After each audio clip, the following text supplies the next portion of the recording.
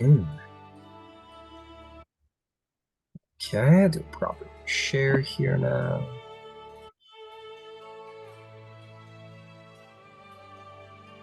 What is all this shit? Oh, that's cool.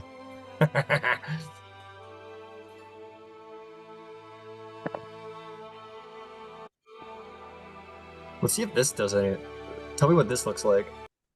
Wow. Does that do any? Is that something that's going on? You have your face over the tail spire stuff. Yeah, I'm right gonna next change to that. it. That's stupid. They just released new screen share options, so I'll just go back Interesting. to.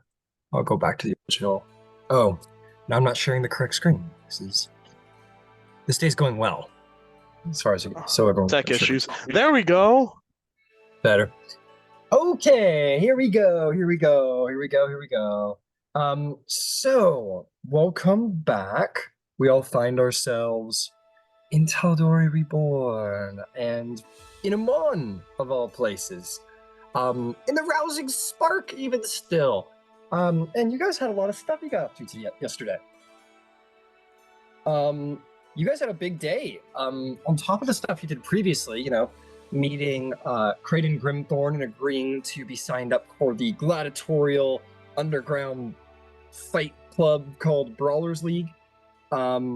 To see going into Gilmore's, catching a glimpse of the famous Gilmore, a Dragonborn who's like Emon's top model, basically. On top of that, you guys did other stuff, like Zarvolg got his ass beat by a very mean, but also kind of nice barbarian of the storm, Ragnar Stormcaller. It was a good battle, and Fen bit off some of his fingers in retaliation. And Good Fen. Nonetheless, they were impressed with Zarvolg's performance and invited him to join the Gods Brawl arena, and invited by none other than Earthbreaker Thorvin Thunderfist, a Goliath of intimidating presence. He also learns something about Emon's top bounties from a local grizzled captain, who I've forgotten the name of, but that's okay. Yvain, Allister, and Balthazar went to the Alabaster Lyceum in no small part in thanks to her presence as a member of the Cobalt Soul. They went in, they explored, they researched everything a growing academic could want. Nero and Ember sort of bonded over fisticuffs, magical fisticuffs. Finch trained Beverly a little bit and continues to progress in her paladining one day. With that, the party also got Nero drunk and had him trance-stamped with a tattoo that says the world's greatest thief in Gnomish with a big raven in the background and a fairly nice warhammer on his forearm. Cressida Holt gave Yvain homework to learn about the Tal'Dorei Council, who sits there, its politics, and the format of its government, and other things like that. That was her homework, as she is to be assisting Cressida Holt with her investigations. And lastly, Nero had a dream of this black hound that had been, well, hounding his steps. It was dark and malicious, and speak of the idea that the two of them were one, and what happens to Nero happens to him. And the hound, boasted somewhat about that Nero overinflates his importance, that they didn't want his heart for him, they wanted his heart for the hound, of course. Whether this is some divine, omnipotent being or a cocky, shadowy being, time will tell. There's much mystery surrounding this entity for Nero, but it also could just be a sleep paralysis demon, and calm down. We'll see. But you all wake up having completed a long rest. One of you is going to have what we call dehydration and a headache from a night of silliness and puking. And the rest of you will be waking up feeling quite fine. And Yvain went and did her homework that night, so is probably sitting downstairs continuing to read. Do I need to do some sort of check, or will you tell me what I actually learned? I'll tell you what you learned. It's a lot of information, so I will put this out there. I'm not going to just like throw everything at you all at once because that's just like a huge info dump.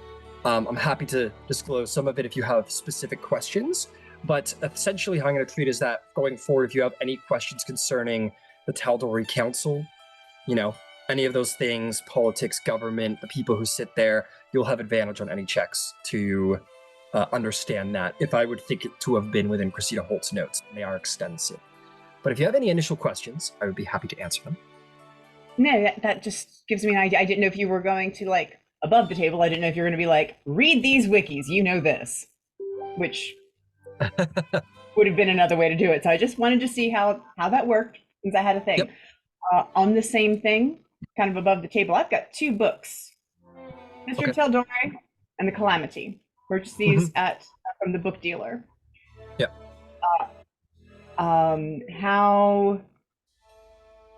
How do I access that? Do I need to say you spent 2 hours a night reading, or do we give it a period of time and I make checks of the same nature?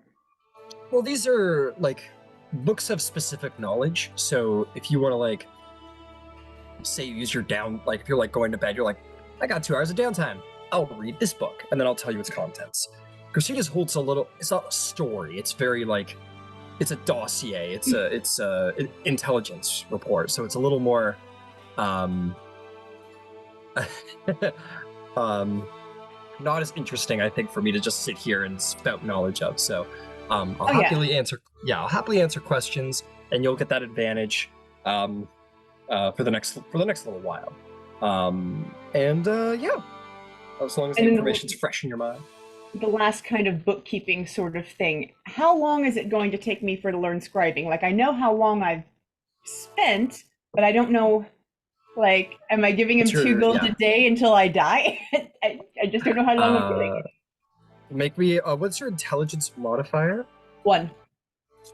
1. It's going to take you 9 work weeks. Thank you. To learn that info. So totaling that out, so that's 9 work weeks. You say work week, do you mean 5 days? Yeah, each work week is 5 days. Okay, thank you.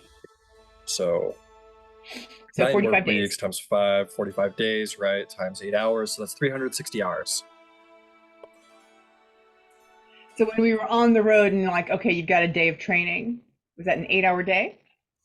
Is that how you're planning that? Just because you just said 9 weeks, but you've also said 360 hours? Yes, hours is different than days. Because like a work day is an 8-hour day of work. It's not 2 hours of downtime. So I don't remember what I said at the time. But I think just looking at it logically, I don't see how you could possibly like learn to write authentically on horseback, you know? Like there's I don't think you can learn penmanship very well on horseback for several hours. So I think that would be more of a like when you actually have your downtime during your long rest, I think is what would make sense. So that's 2 hours? I'd say 2 hours for each of the days on the road. And then here you haven't spent 8 hours, you spent, it sounds like, the downtime. Okay. So as long as you have those 2 hours of downtime that day, or if you say that you're dedicating time that day, we can figure out some hours for that. But yeah. Thank you. I didn't know how to track it, and I know that at some point I will have learned. Yes. So track it by hours. That's the best way to track it. Thank you. Yeah, no problem. Okay, so I'm sure there's specific stuff that all of you would like to get done, which is great. If it's time sensitive, that's great. But I would like to recommend, as I was slightly in the chat, that perhaps downtime might be a great way to handle the next couple days. Maybe you have leads you want to track down that are more specific, that might shape what you'd want to do at the time coming, which we can handle that on a day-to-day basis. But if you guys are like, wait on leads or go track down work or track down opportunities, maybe downtime is best suited. So totally up to you guys to decide what you wish, and depends on what you want to do. So what does everyone have on their agendas? Well, wake up. It's a morning meeting. The usual morning, surely. Our breakfast meeting. Yvain is sad when you don't have a meeting for breakfast. It's the day started right. You know So who's gonna be Yvain- the Go you ahead. know who's gonna be the last person down there? Oh, yes. Well, I have white willow bark powder in my herbalism kit. It's a very common sort of thing that one might have. Or headaches. Above the table, it's aspirin. Okay, that's cool. Well, maybe a medicine check there, Yvain. See if you have the right equipment for the job. I have a herbalism kit. I know the herb. Am I making like a knowledge check to know if I know that aspirin is good for headaches? You can make a nature or medicine. I'll allow either. I'll go with nature, please. Cool. Actually, no, I'll go with medicine. I'm sorry, I mixed the two. So with that Sure. medicine, that'll be a dirty 20. Dirty 20, yes. You are aware of this, and if Yvain would have thought to have gone and picked some up this morning, we can mark off like 4 copper for a little bag of what you're talking about. Thank you. I will gladly do that because that had been on the. She had planned to wake up early and to have a little aspirin tablet made for him. Got it.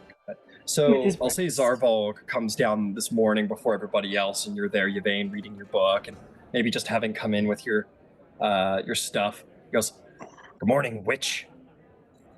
Good morning, Zar. Well, Off I'm train. gonna spend some time, hopefully not getting my ass kicked in the God's Brawl. I gotta show some of those stormy people, how it's done. You should. Yeah. Also, if I might recommend, don't get knocked out this time. It's just better when we're melee to not get knocked out. Great, thanks. Thanks for the tip. I'll try not to do that. Yeah, well, I'm off to go train with fucking Cleve, so. Oh, kick his ass? Yeah. Yeah, that's the plan. Get it? And he'll wander out, and Fen sort of happily wanders out after with a bone in his mouth. And yeah, Zarvolg is gonna go do some training at the God's Brawl Arena, and that's sort of where he's at for the next little while. And he did say that he wanted to use whatever downtime he might have towards his glass blowing, so I can keep track of how much to tell him to take from the gold. Cool.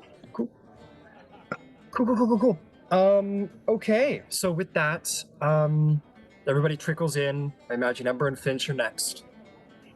And then Nero, you wake up to a painful stinging sensation just above your ass and on your forearm, and a beating headache, which only amplifies it, really.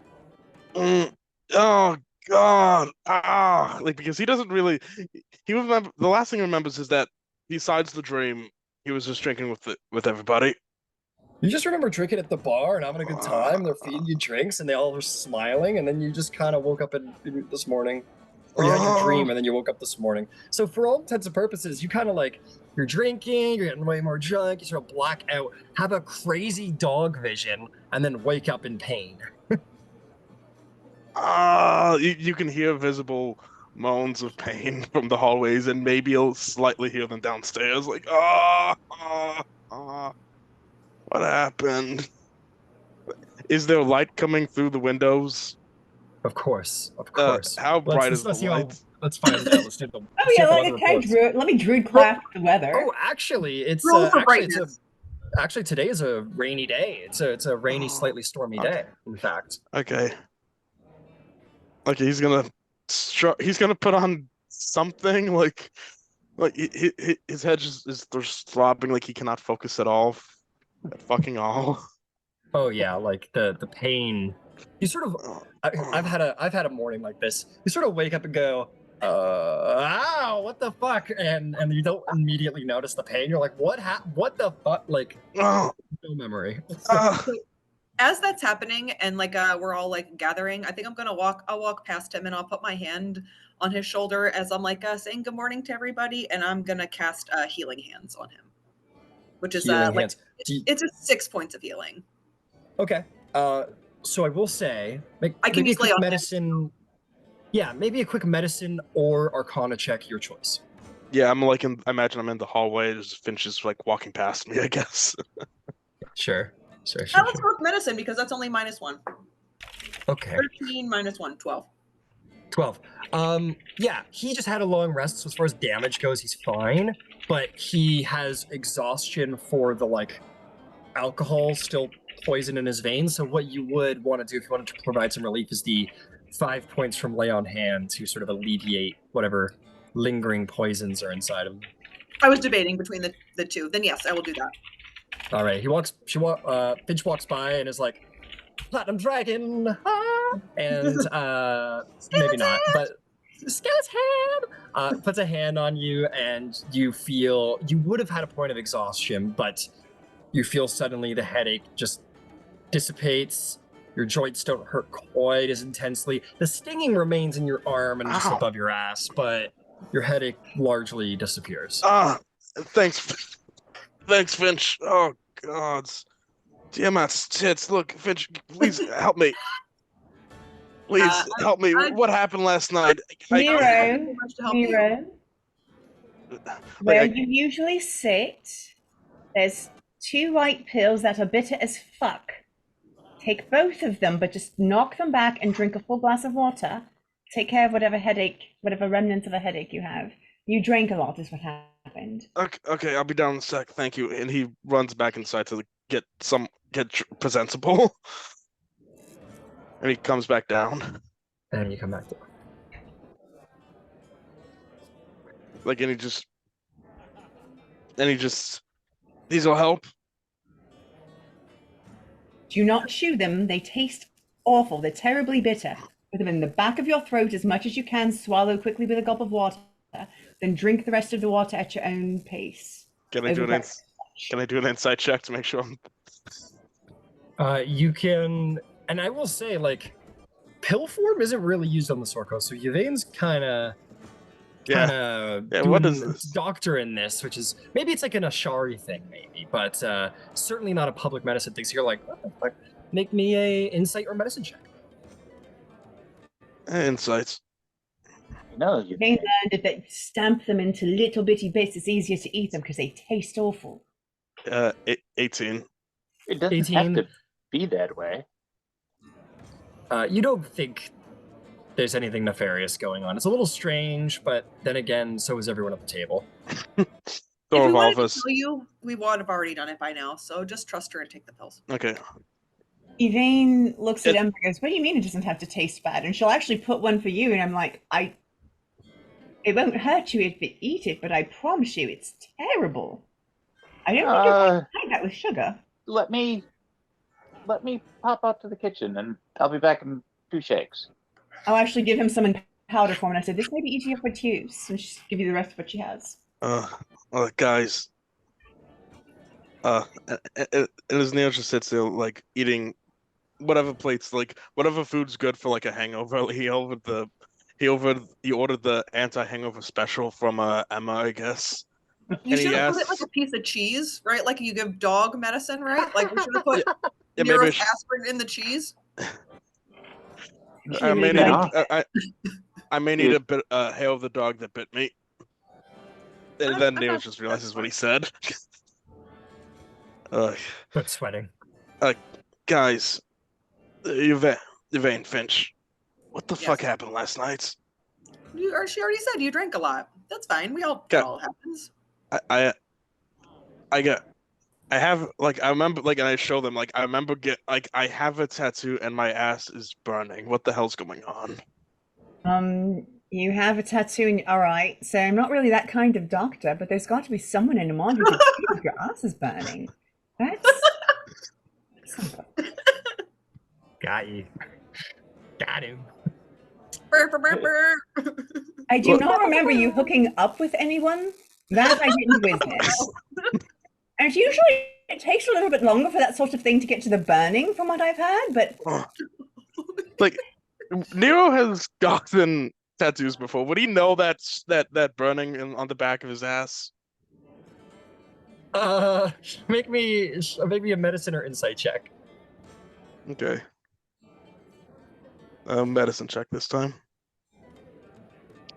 16. 16. You have had a tattoo before. That feels like the sting of a tattoo that was had under very poor pretenses. Like, That just happened before, probably. like Nero just realizing, oh no, and he runs back upstairs to like he grabs 2 mirrors he can get his hands on, and just he goes into his room and tries seeing what the hell is on his ass. How do you intend to do this? Because I wouldn't think there's many mirrors around here. That's pretty expensive. That's a quite a luxury item at this time. Okay. This time. Okay. Has Ember come back yet? Did I see where Ember ran off? Yeah.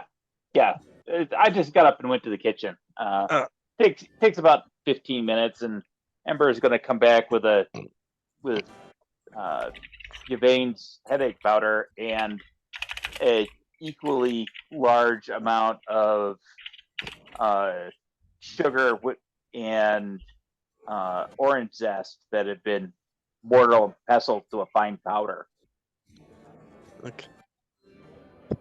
And he'll hand both of them back to Yvain. Make some, I'm thinking 50-50.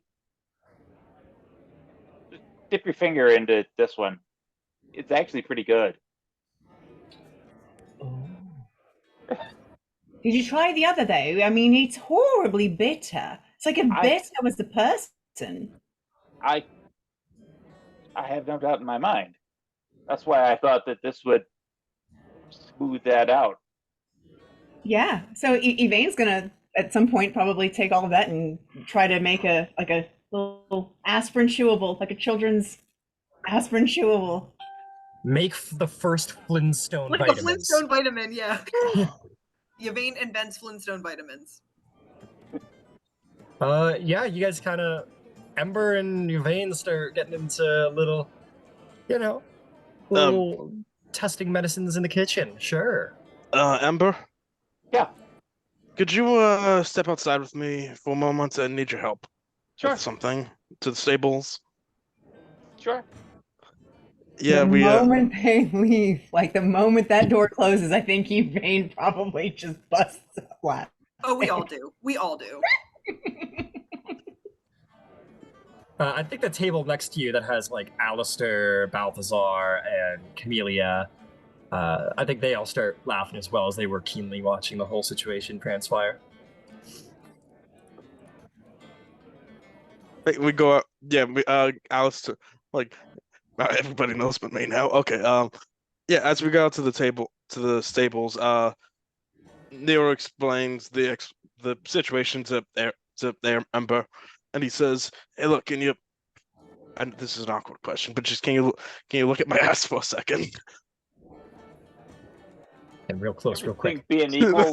Look what's on top of my ass, because something is burning. How about this? And what? I will use minor illusion to create a silver sheen 5x5. I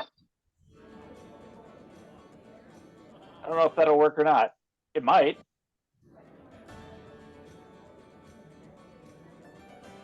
A silver sheen illusion. Well, imagine through the illusion you can easily make apparent what's going on there. But if you want to see him squirm a little bit, yeah, you could make a little sheen thing. So you're kind of doing some of that action. So yeah, with the sheen, a little trickery from Ember that you're not necessarily aware of, you manage to get a glimpse of this raven tattoo with a strange script through it and a little shield in the corner that's too tiny to read from your perspective. What the fuck? Ember, what the fuck? He pulls up his pants properly, and stuff. Make sure his coat and shirt is hiding everything. And he grasps Ember, what the fuck happened last night? You had a lot to drink. Walk me through You it, please. Please, dude. I need you to walk me through it. What the hell Okay. happened last night? you had a lot to drink. Yeah. There was talk about getting a tattoo. You wanted to get a warhammer on your arm. Yeah, I've been thinking about that. That one makes checks And out. when we got there, we got discussing a number of things while they were doing that, and amongst them was, some mark of redemption to have a concrete symbol of your new path. And you talk to the tattooist, and that's, I think, what took place. What? That's what happened last night? Yeah, and when you said that you were entirely done, you were really non-ambulatory. We kind of carried you back and laid you out, figuring you'd have a rough morning. Like, Nero's gonna do an insight check to make sure if Ember is telling the truth. Perception check, insight check. Insight check here. 7. Well, 9. 7 versus 9. The horse will be telling Camellia later. There's like, I don't know how he got away with it. And you believe Ember. You think you're like, he's been a pretty stand-up guy since you met him. Oh my god. Wait, why would I do, like, what were those scribbles underneath the raven? Why would I get those? I'm trying to remember. I had a little drink by my own self. It was something like world's greatest thief or something like that. But you didn't want to like advertise it. So the tattooist was a gnome, so maybe. I'm guessing. Can you roll an insight check on this one? You already did, buddy. You believe it. Oh my god, like, why would I get a raven? Like, Oh, that was probably our idea. wait, who was there? Who else was there?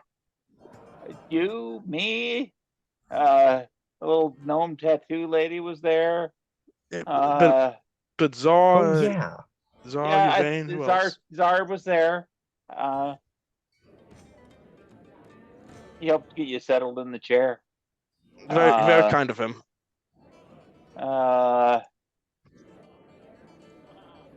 That's pretty much it. It was a boys' night out ish. We'd left Allister back. We didn't figure that was a good match. It wasn't a fun night. What?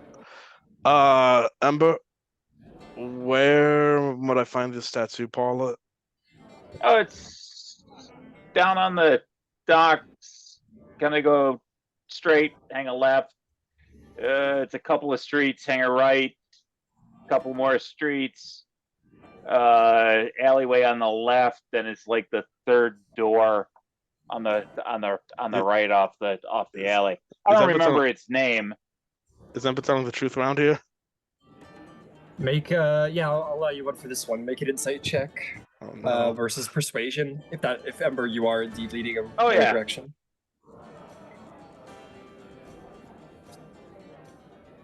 18 for the persuasion. 18. Yeah, 18 and 18. Yeah, you believe him. Which only adds to the idea that he has told you the full truth, and nothing but the truth this entire time. He's gonna grab an apple or some sausage or whatever from inside, and he's gonna. I'll be right back. I'll be back in less than an hour. He's gonna go investigate this because he needs to retrace his steps. All right. Dude, as a reminder, you realize they're not going whoever's to be open, breakfast. right? Wait, when are they open? Not in the morning. They were open at like 2 hours after midnight. Oh, okay, so he can't. Oh my god. Yeah, they were a nighttime. Oh, that's cool. Nice. Yeah, they were open at night, so you know, you hear Ember, he's like, they're probably not open, right? And you're like, yeah, that makes sense, I guess. What's your concern? I just want to retrace my steps about like whenever you have whenever a really bad night when you have too much to drink, you really need to retrace your steps to make sure nothing weird happened. You mean he's gonna weirder than waking up with 2 tattoos? Hey, at least you didn't end up with a brand. And Ember will pull his shirt open, and right here over the pec it's a kind of an elaborate tree with some other decorations around it. It's all made out of one wire, branded right into his left pec. Could be worse. Hell's bells, man! Where'd you get that? Zephyra. Sorry, hardcore. He's gonna like, he doesn't disbelieve Ember, he believes Ember. He's just gonna double check with the others and see what happened exactly. Thanks, man. Hey, I'm happy to help you out.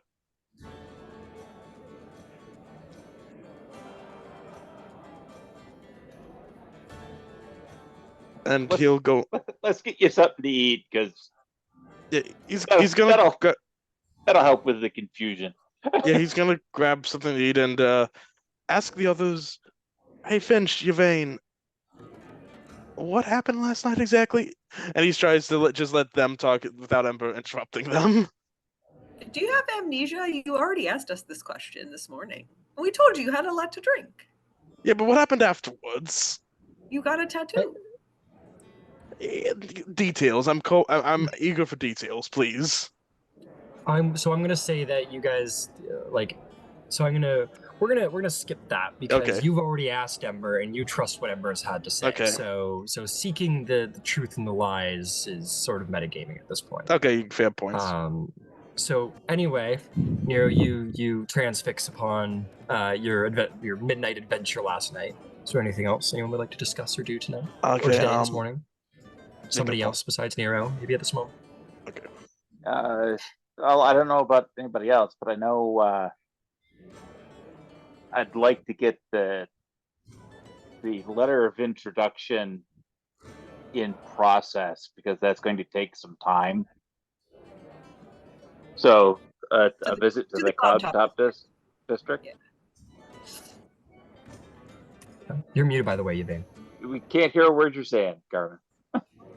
Yvain literally, as you start talking, picks up a piece of paper that at the top says, "To do."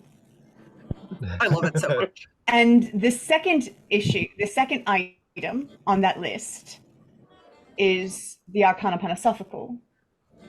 But as per our meeting last night, after we poured Nero to bed, the first thing we were going to do was to stop by House Andergard and speak to Kingsley. Yes. Finch, we do not have to if you do not want to. There's no We can. No, we can. I don't mind talking to Kingsley. Now, as we can, just one last thing about the 6th.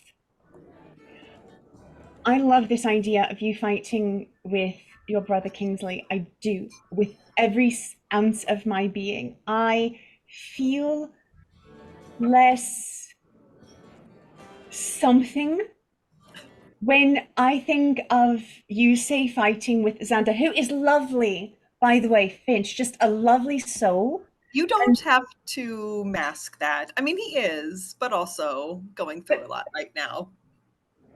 Tactically speaking, right? Yes. I'm not trying to be emotional, but tactically speaking, I felt his rigidity in a moment that required mental flexibility reflects how he might handle real-time events in an arena situation. And I have thought about it considerably, and I just am concerned that he won't be able to react to the changing environment of combat.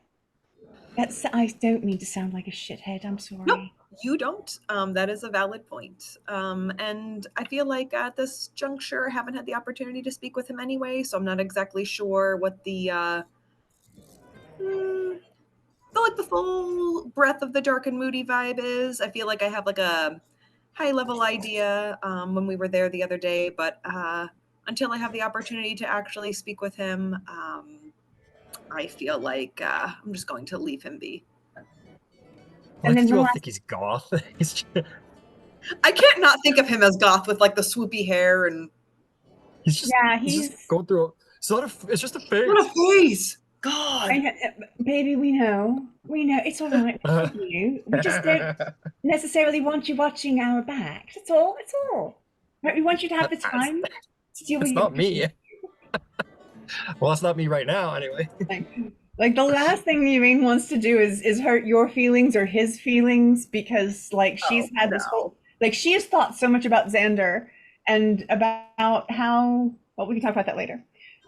Anyway, but in deference to Xander,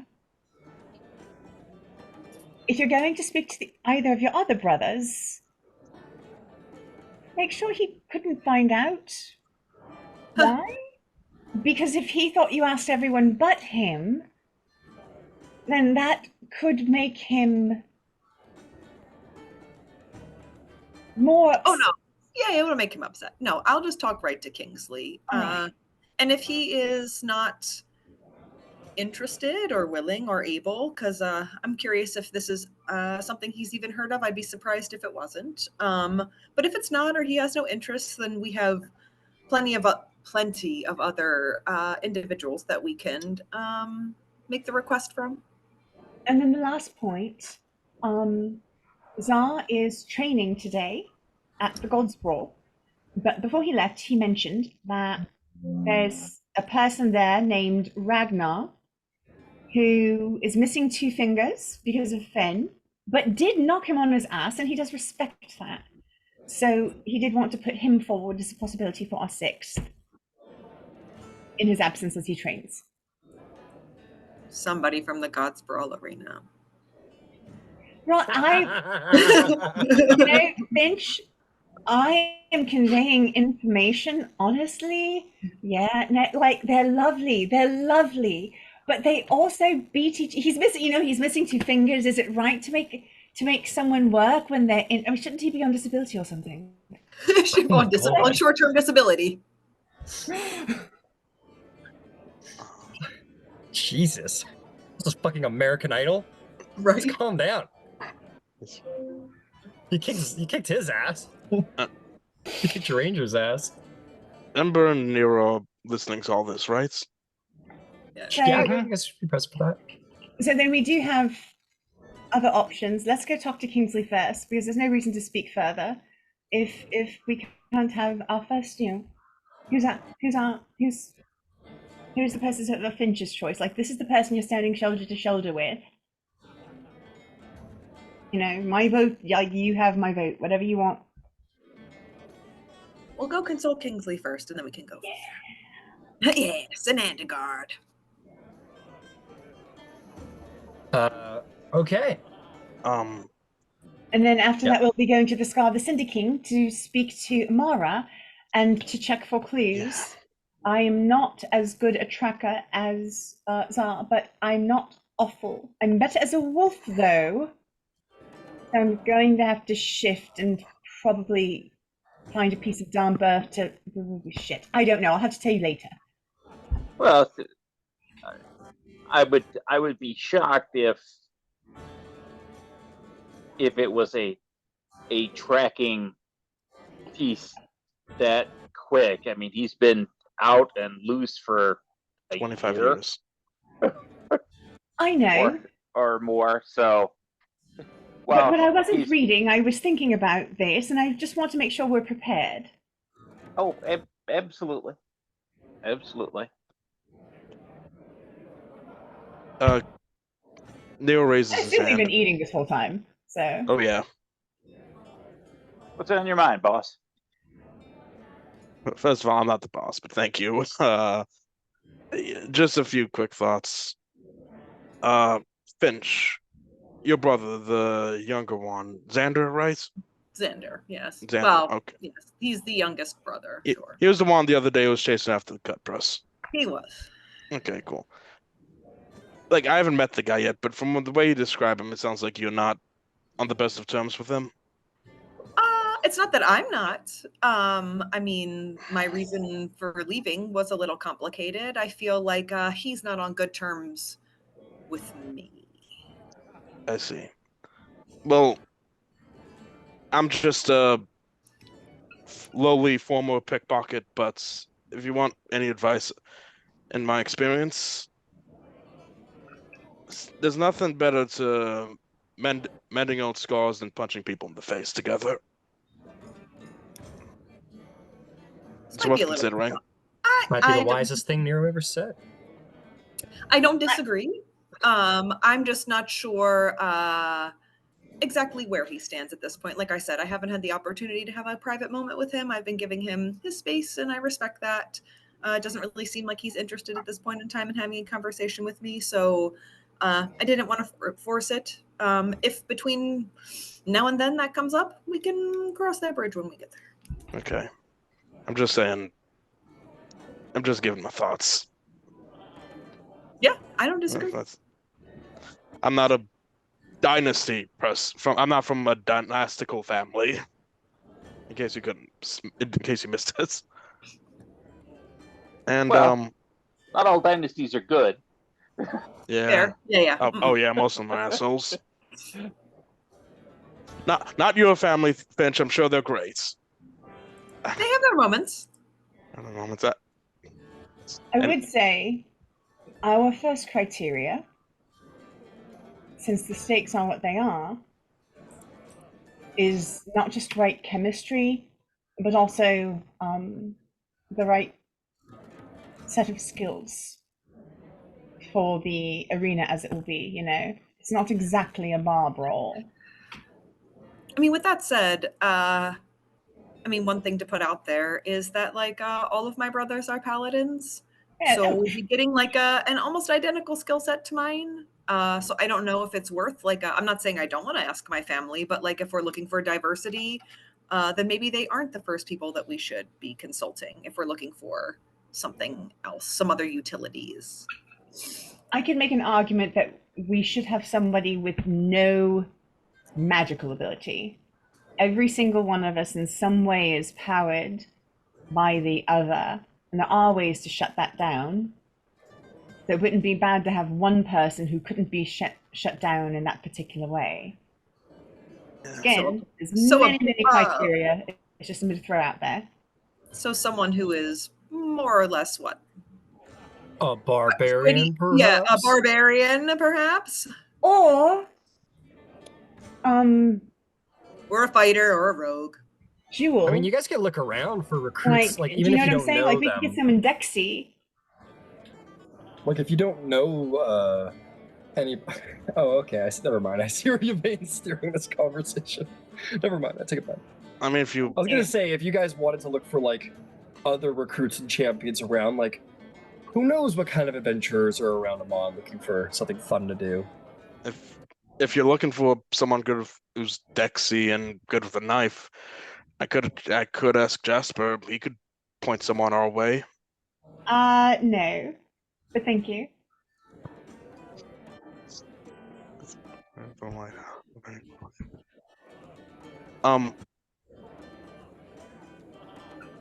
Also, Yvain. Mm-hmm. Oh, and then she'll actually hand you the report that you asked her to write. Oh, thank you. Yeah, bedtime reading. Thank you. And Ryan, I will write you what I write to him. It's Sure. more or less our adventures from Zephyra, with certain key points explicitly omitted. Sure. So, and that could be, you don't have to go crazy. If you want it to be point form, I'm fine as long as I have the details. Cool. Thanks. Yeah. He was gonna ask. Remember that big library we rode in on we rode by when we first came here? Yeah, the Lyceum. You said you can get in there, right? I've been there. That's where I was yesterday. Okay, I know I brought this up when the first time we got here, and you were not receptive to the idea at the time, but would it be possible that I could enter in there if you could if you could get me in there? On my credentials, absolutely not. However, I've already started researching some things I think are important to you. If there's something you want me to look into, I will. Okay, the a few things that pop off his head, I've already started doing research into the whole Vecna babies thing, and I didn't have time. I didn't have priority, but as I have priority, I was tending to look into shadow magic, shadow hound, a little more about your abilities, etc. That's on the list. Was there anything else? thank you. Thanks for getting ahead of me on that. I owe you one. And Amara, we're maybe seeing her today. Yeah. Is there anything she's there. is there anything you want to know about her from me before we go? No. Oh, okay. Okay, then he just She's a Shari. I know what I need to know. Okay. Okay, then and Nero just like quickly just has a drink. Cool. Which was not hair of the dog because you've been cured, so that, my friend, was medicinal. True. Okay. House Andergard? Sure, you guys want to go to the Andergard estate? We will. Before I leave, just as the others leave, get out of my sight and everything, I look over. Do I see Allister? Yeah, Allister's sitting at the table with Balthazar and Camellia. They're just kind of having their own conversation. Okay, I'm just gonna go over there real quick just to kind of say hi and a few things. Okay, you go and say hello. Camellia and Balthazar are very polite. They go, "Oh, good morning, good morning." And Camilla, how are the horses doing? they go, "Oh, they're doing well. They seem to be a little restless, but Understandable. Yes, Well, but look the Aurora Concordant horses are happy to be taken out most days. Okay. Yeah, they get a lot of exercise. Do the rats and the birds have anything interesting to say? Oh, they always do. That's lovely. And since the Allister, how's your morning doing? How's my morning doing? Yeah. Better than yours, I suspect. Can I roll an insight check? You can if you want, sure. I have something else to say to him that's not related to this. Sure. Unnatural 20. Natural 20. He looks at you. Unnatural, but Unnatural 20, okay. He looks at you with the coyness of somebody who has, probably saw the state you were in and has an idea that you're probably, at the very least, hungover. Yeah, could we have a conversation when I get back later tonight? Make a persuasion check. Okay. I bring over a chocolate muffin. Can I bring over a chocolate muffin to help bribe him? No. You're Okay. already in it. Okay. Natural 20. Natural 20. He says, you want to have a conversation with me. I think it's high time we cleared the air a little bit. Well, I'm always in for interesting intelligence. Sure, why not? Thank you. Balthazar, buddy, great job last night. Can I also talk to you later? Because by all means, I'm always just working away. Thanks a lot. Thanks a lot. Have a good breakfast, guys. Bye. And he just fucks off. All right. Okay, we're going to the Andergard estate, and you're bringing your convict with you, so that'll be cool. You bring your stray home. Exactly, bringing a stray home, Finch. Do you think Finch brings home a lot of strays or brought home? No. No, it doesn't seem in character either. No, I agree.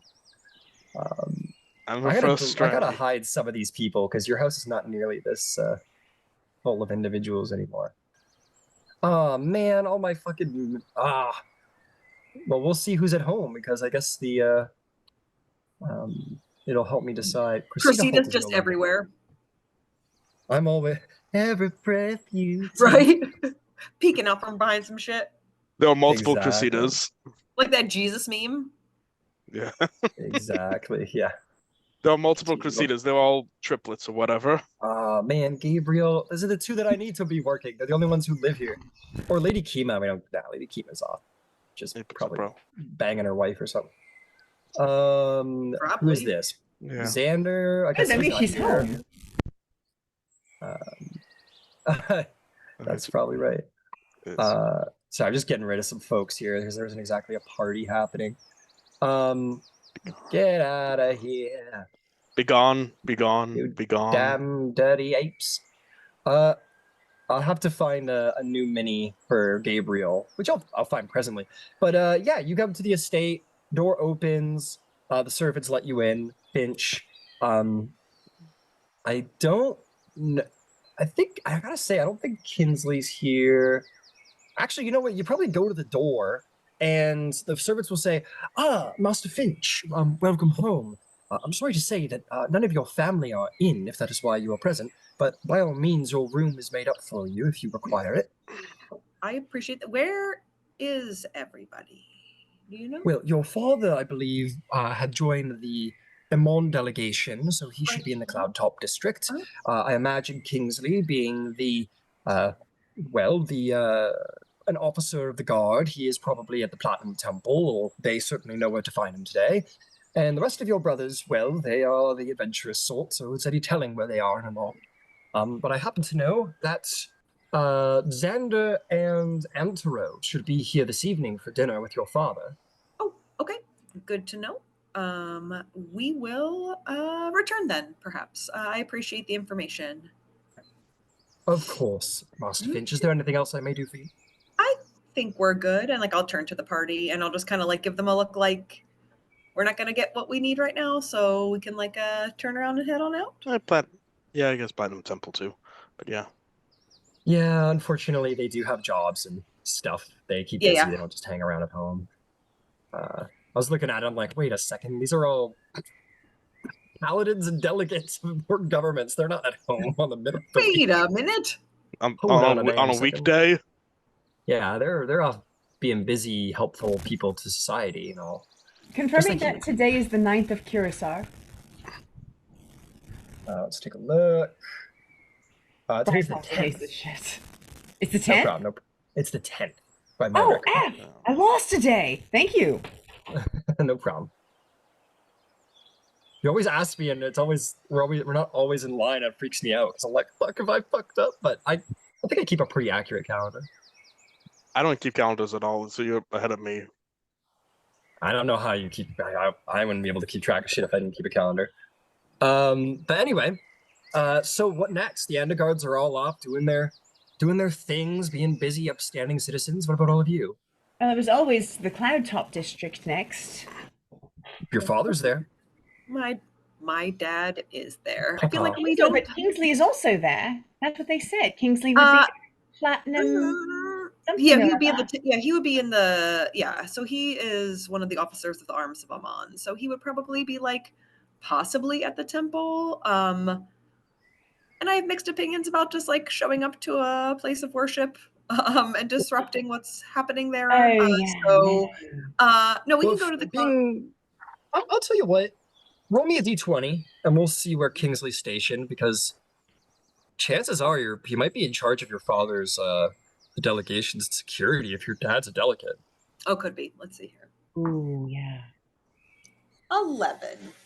11, yeah. It was 10 or above, so I would say, you don't know for certain, but with your dad becoming a delegate of Emon, you'd be surprised if Kingsley didn't personally request a transfer, or if your father didn't request a transfer, so that as that would be a pretty big deal for Kingsley's career to be able to be a guard of the actual Tal'Dorei Council. So that would be a huge thing for him. So chances are he's up there too. Okay.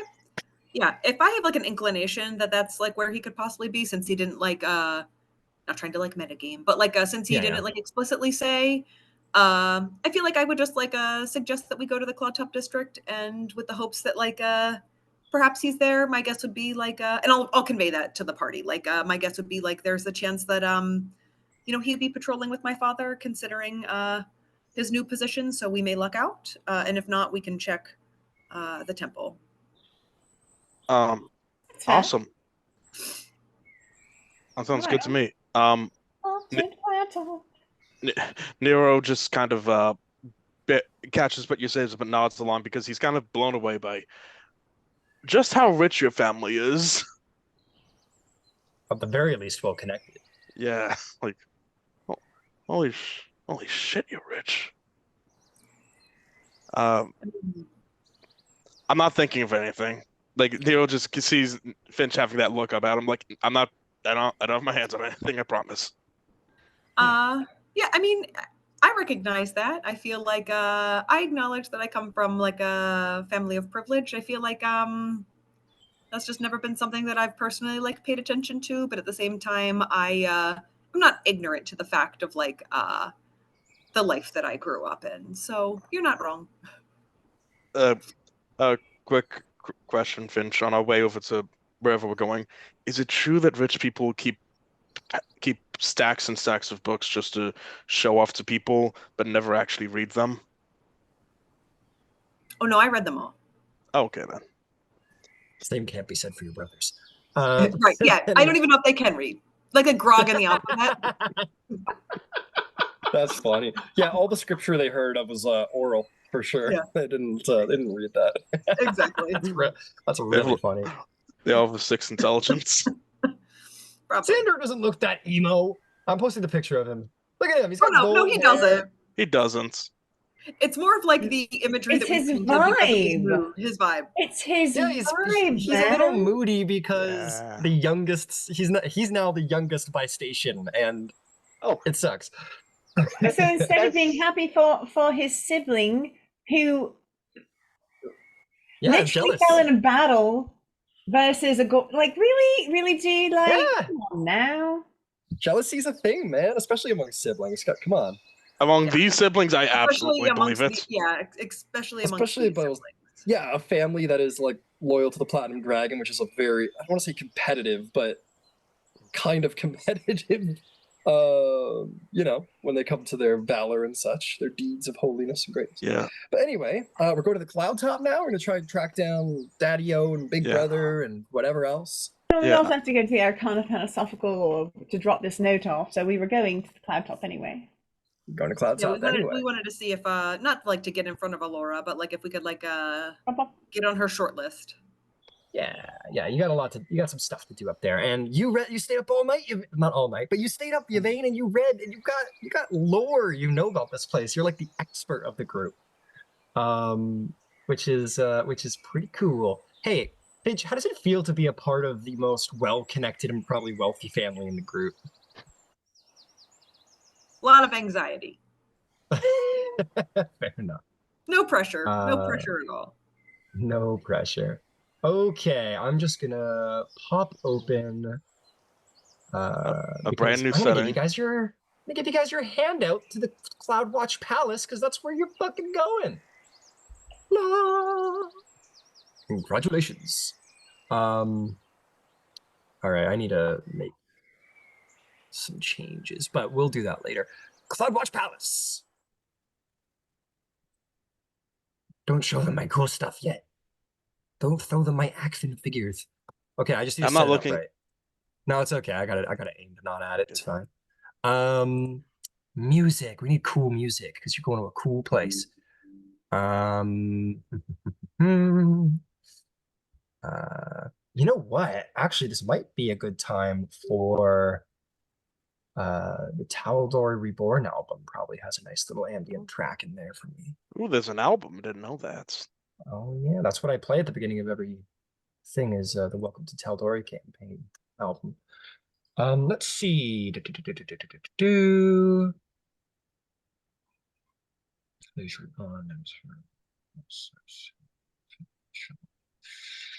Nah, but you know what? We'll play the main theme. That seems right. That's okay. I love the fucking main theme. It goes hard. Got little zephyr flutes in there. It's great. So you guys all approach what I had previously fucked up. Is the very height, the top of Emon, not only in geography but in political power as well.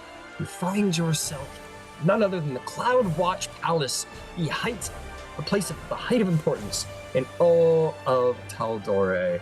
Here you are. Isn't she beautiful? Look at that.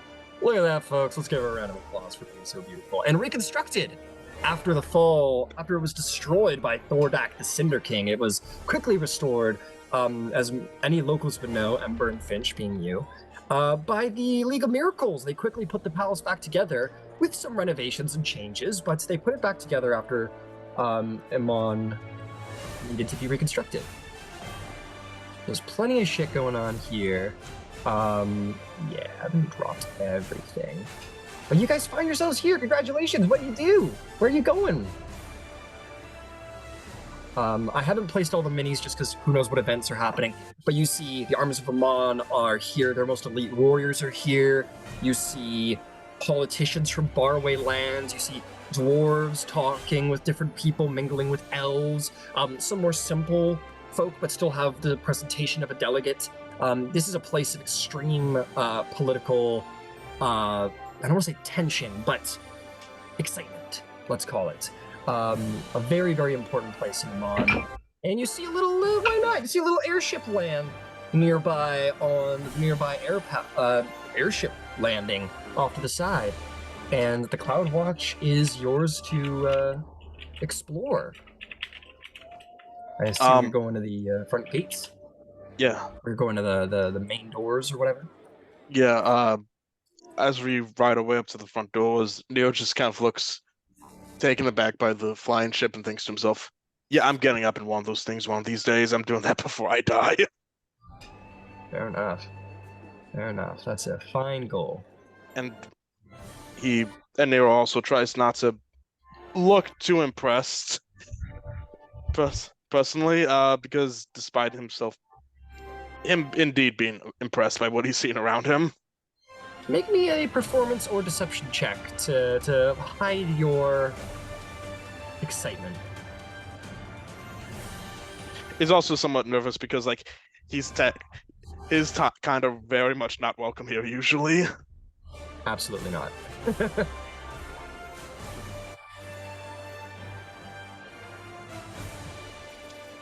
Unnatural 20. All right. Anyone with a passive insight below 20 would not notice Nero's childlike awe of the grandiose. So Yvain totally clocks it then. Yvain totally clocks it. It's subtle, but he can't take his eyes off. Oh, yeah. And it might be nice to kind of see, like, Nero's this, how do I put it? Think fast, make a deal on his feet kind of guy. Like, he's got that roguish element to him, that sort of wheel and deal personality. And it's kind of nice and interesting to see, like, a little childlike innocence in his eyes. Doesn't give off innocent vibes until right now. Yeah, a sense of wonder too. He has. Yeah. So while we are here, Yvain would like to keep an eye out for the Master of Law, Brom Goldhand. Master of Law, Brom Goldhand. You would know about that. So I'll give you that. I'll want to be the one who gives you your information just in case there's stuff I want to... I'm sorry, do you want to roll to see if I know who he is? That one's fine. I was gonna say, though, that, like, yeah, if you wanted to know, like, the major names on the council, like, absolutely, you know that. But more extensive info, yeah, we'll roll for that. But yeah. For that one, it's not because of the Master of Law part that I'm looking for him. So let's roll for that one, then. Roll a history check to see if you know I'm sure what part. I think I know what part that you're referring to. Yeah, I'm looking. Yvain is honestly looking for a cleric of Ioun. So if in that time she saw that, she'd keep an eye out for him because she has some spiritual questions. Roll a history check. You have advantage because of your intel. All right, so that would be it's a 17 on the dice, which would be an 18 with my history. Okay. I rolled a 17 on both dice, so 18. Got it. You are aware that Arbiter Brom Goldhand, the Master of Law, and one of the sitting members of the Council of Tal'Dorei, is indeed a worshipper of the Knowing Mentor Cleric, in fact. I would like to keep an eye out. Clock him. Okay. Can I ask an above the table question? When it comes to like security in like the Cloud Top district and then us getting here, I can't imagine that just any person can stroll up here, right? Like maybe I'm wrong, but is there anything like that, like at least I would assume like I would have a knowledge of like what needs to be presented? Is there something that like needs to be like present, or like am I recognizable enough where like we're not going to be like stopped, or like what does that look like? Because again, I can imagine, especially after like obviously what happened still many moons ago, like I would assume like given the importance of the people inside this building, you can't just like waltz on up there. Yeah, absolutely. And you're totally right. In fact, you're basically waiting to be stopped at any moment now. But yeah, you go up the major steps up to the top of the Cloud Watch Palace, but once you sort of hit that main entryway, which would be right here, where you see there's a fairly large guard presence, they definitely hold, state your business. Finch and the guard and company, we are here to seek counsel with Gabriel Endegard if he's here, and possibly Aurora Visorin if she's in. Says, do you, okay, make me a persuasion check, as you don't have any documentation, but you'll have advantage. I'll keep to myself why you do, though. Okay. You said persuasion, right? Yeah, persuasion, advantage.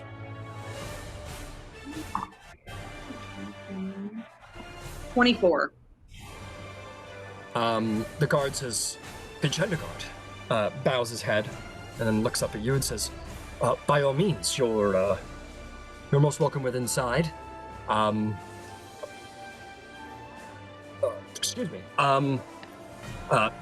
They're probably somewhere around the cloud top. There is an initial. There is an initial embassy at the front of the actual palace that can direct you to various delegates and such. But many find themselves quite busy and don't take visitors. So be warned.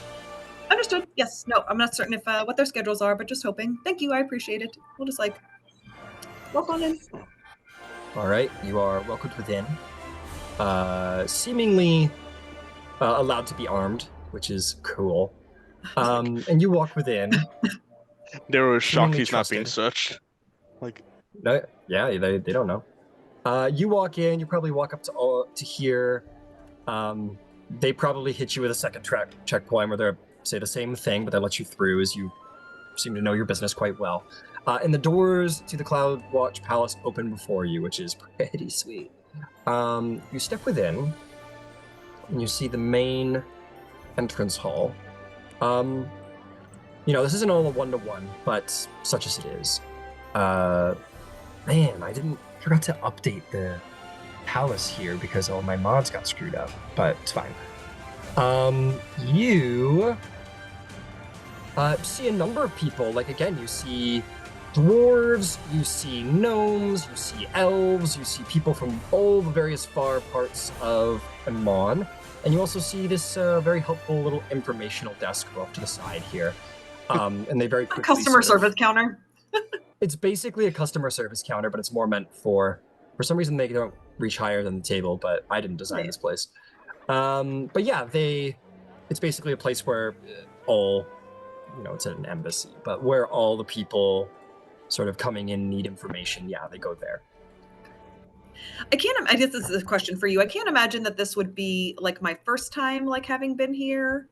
I think it might be. I gotta say. I don't think your brother was captain of the guard here until recently with your father's appointment as a delegate. So I even don't with my imagine relationship with Kima and Aurora. you... I guess with Aurora being like later on, like being on a part of the council later on, maybe that wouldn't have overlapped like timeline wise. You might have known them, but that doesn't mean necessarily you would have been invited to the Cloud Watch to just like hang out. So Sure, yeah. Kima herself doesn't even spend much time here unless it's on official business. Like she doesn't That's just show valid. up and say, "Hey, babe," right? Yeah, Yeah. that's fair. Yeah, Okay. yeah. Yeah, so I don't think you've been here before. I don't think Kima would have ever brought you here. Aurora certainly wouldn't have invited you, even though you were the squire. There's no official business, Yeah, unless there's official business, you don't end up here, and Kima rarely has reason these days to come here. Sure. Okay, that makes sense. All right, but I will say, folks, for my more informationally interested individuals, such as I think maybe Ember, or maybe all of you, this isn't a tavern. Like, if you listen in and you hear rumors, you're not hearing about the latest catch down at the docks. You're hearing perhaps very important political information that might be affecting things here and abroad. So keep that in mind. Every conversation might have significant weight.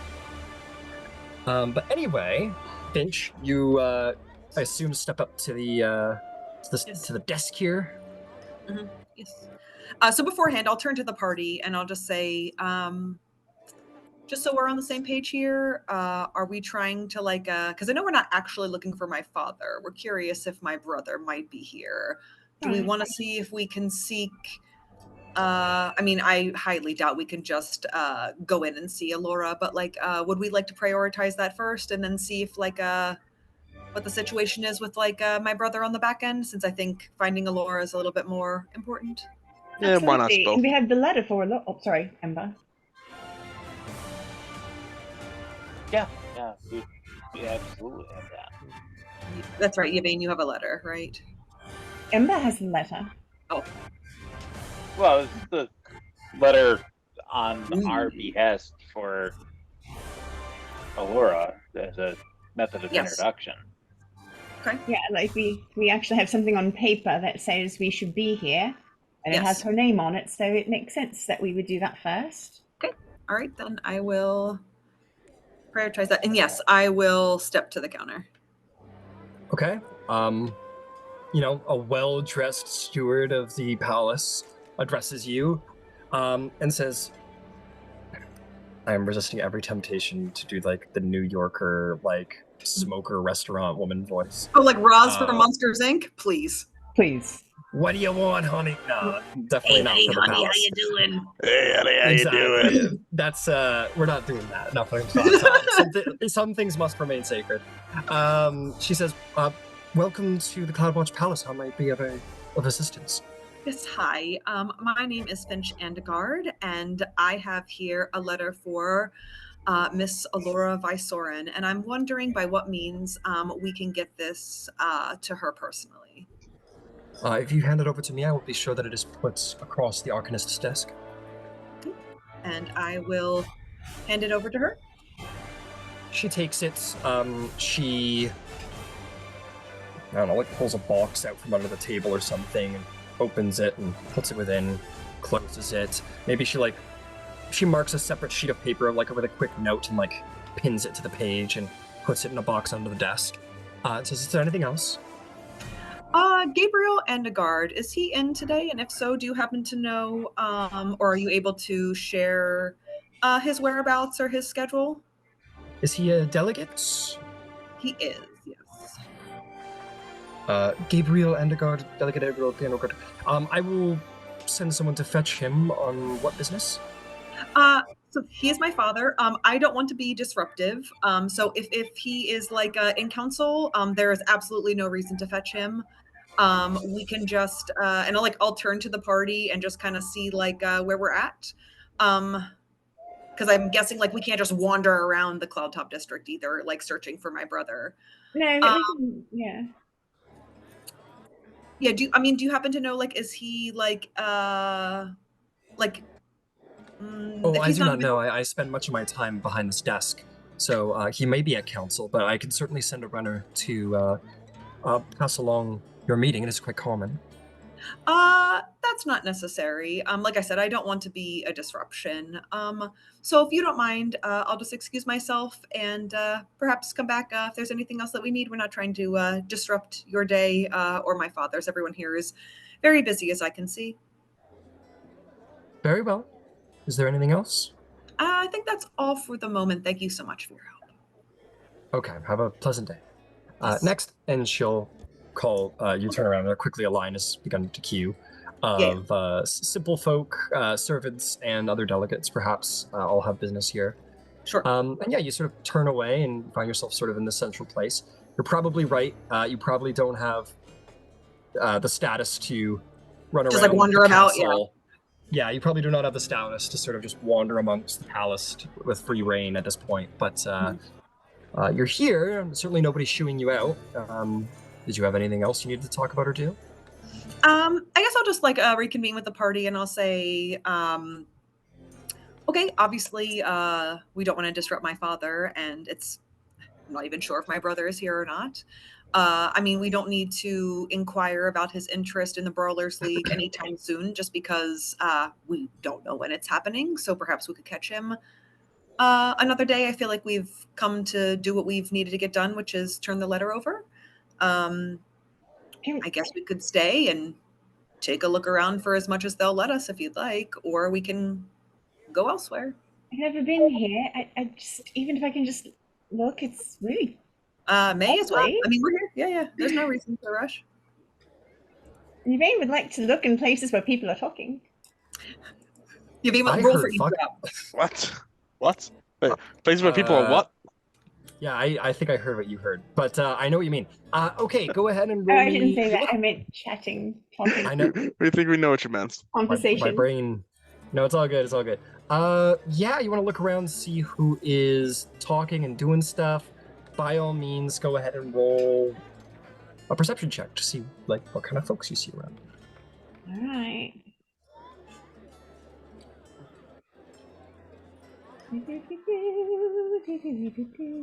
Where's my stat sheet? I have every intention of getting in on this as well.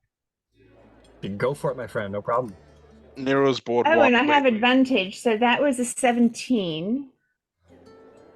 17. And we're going to stay with that 17 because that 9 isn't. I'm not feeling it. Fair enough. Ember, what'd you get? I got a 14. A 14. But as just a point, I do have the keen mind feat. Oh yeah, he's better than me. I'm He'll remember stuff. Can I also? So, sure. Yeah, Nero's board. He would do it. So which roll is it again? I'm sorry. Perception. Perception. Okay.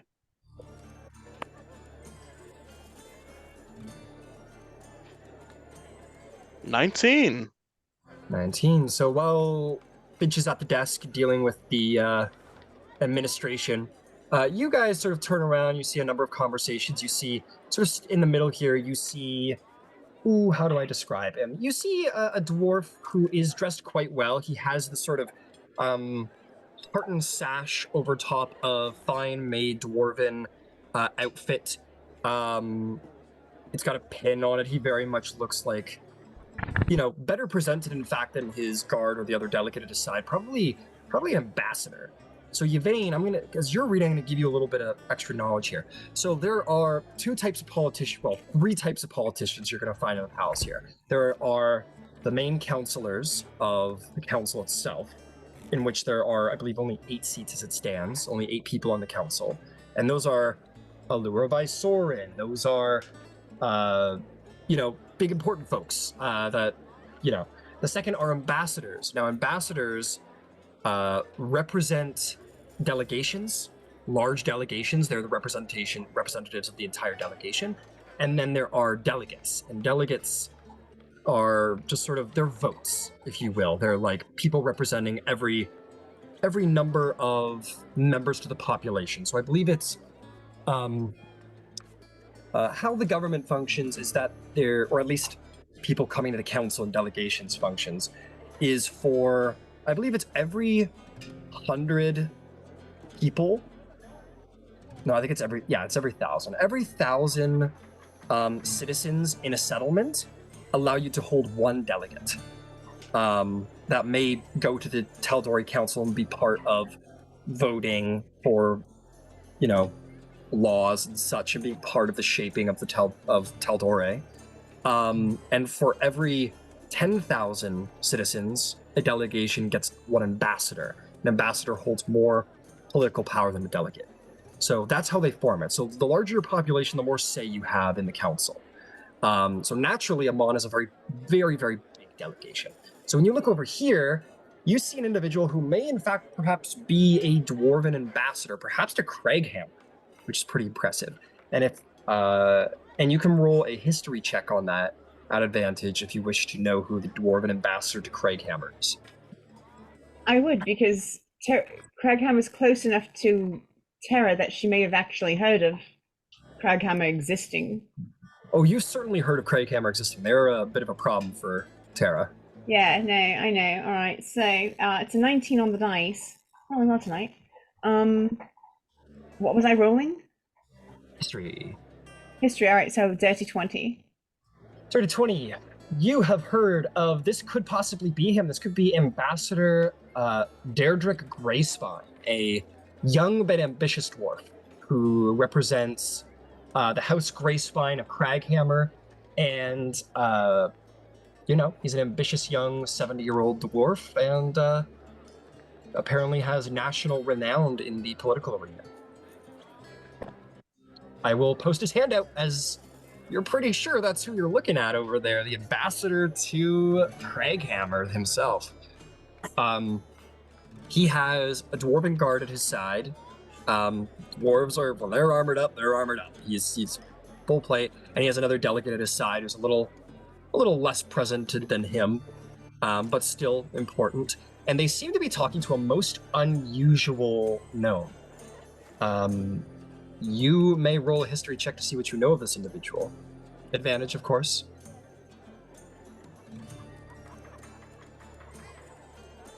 Nope. Rolled a 2 and a 3. Strangely, you haven't heard of this individual, and she sticks out like a sore thumb. She's a gnome. She's a very dark-skinned gnome with sort of dreaded hair with beads in it, a little messy. She has war paint on her face, red across her forehead, white spots under her eyes. She wears very, very colorful, somewhat, I don't want to say revealing, but certainly not like formal. It's very, definitely looks like wear that somebody might wear in hotter climates. That's why there's a little more skin revealed. But she's strong looking for a gnome. She's built. She's got a six-pack. She's got big arms. Very unknownly in characteristics. She's got leather boots. She's got good equipment. Very colorful reds and greens and yellows. And she has the biggest fucking great axe you have ever seen strapped to her back. And it's about the actual like axe blade is about her size. It almost looks comical. Almost. And she's talking to the delegate or the ambassador.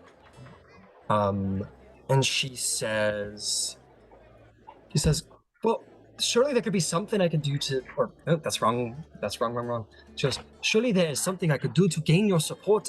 My people, they need aid. The Iron Authority is growing stronger with every day. We're going to need to unite eventually to help liberate the South.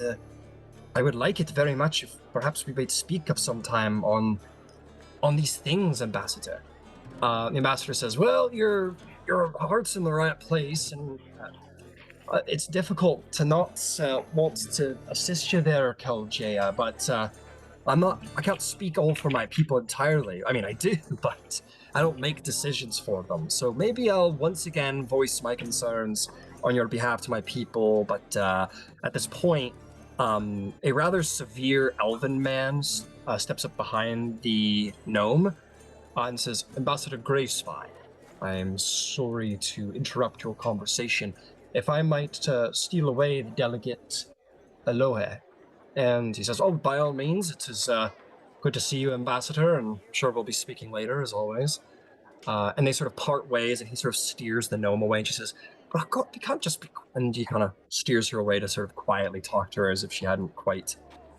Almost in a way as if she had spoken out of turn, or a little too boldly.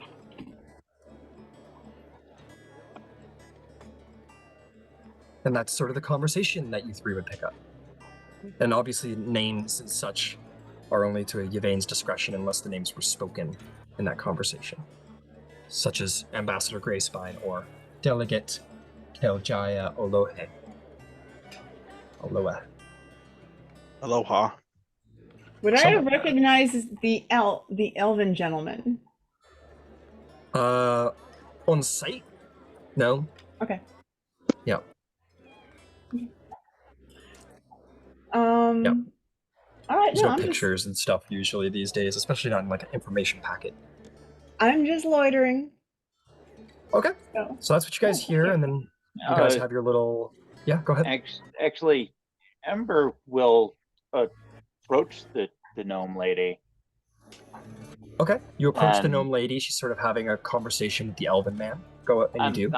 I'm just gonna hang until they're done. Okay. Kind of the hover and wait. Yep, absolutely.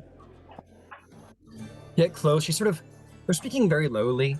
They're trying to have some privacy to speak, and it's not enough for you to be able to pick up. But she makes big gestures, or sort of like trying to be convinced. Make an insight check to see where the path of the conversation seems to be taking by gesture alone. Yeah, not today. 5. 5. Difficult to say. There's a lot of exasperated movements from the gnome.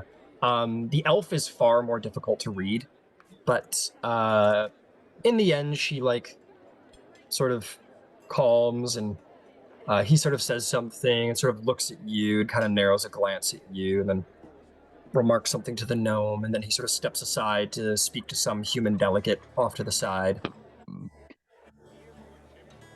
And you may approach the gnome. She's a little more available. Yeah, absolutely. You do so, and she looks at you. She says, "Good afternoon. Who might you be?" My name's Ember Van Zyle. I'm with Are you a member Aurora, of the... Oh, sorry. Don't mean to interrupt. with the Aurora Concordant, and I couldn't help but overhear your brief discourse with the gentleman from Craighammer. I have an associate who also is from the South, who has some similar feelings about that particular situation. I see. His name is Zarvolg. He might be someone that's worth talking to. We don't have armies worth of forces, but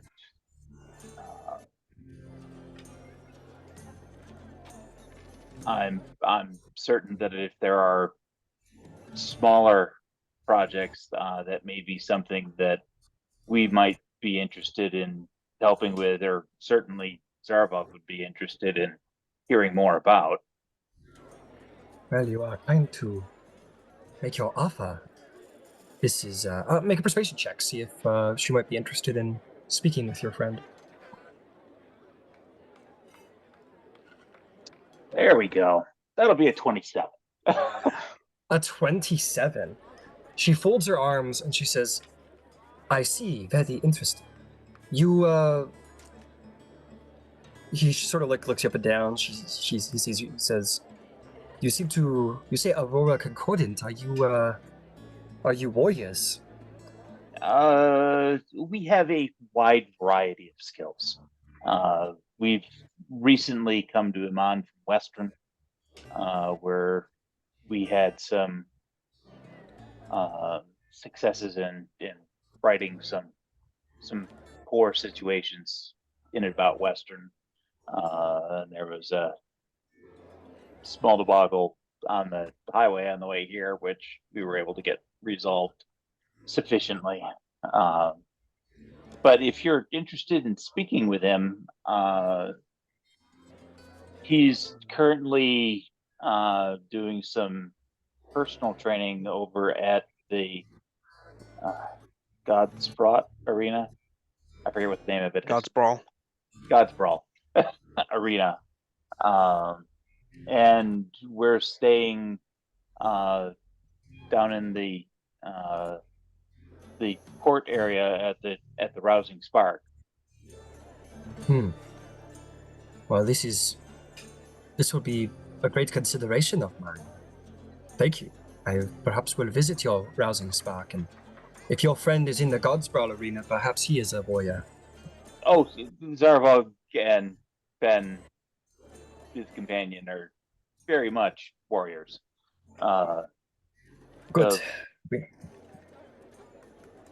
We need more warriors in, well, Tal'Dorei, if you ask me. So, I'd be happy to speak to this Zarvolg you speak of. And your name was? Ember. Right. Ember Pleasure. I am Delegate Taljaya Ulore of the Singon delegation. Pleasure to make your acquaintance. It is a pleasure. Well, I will speak to him. I am trying to make some case for my people, as I'm sure you overheard.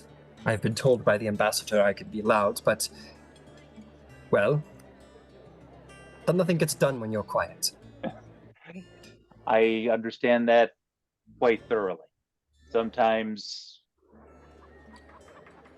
you have to get people's attention, and sometimes that takes shock and awe.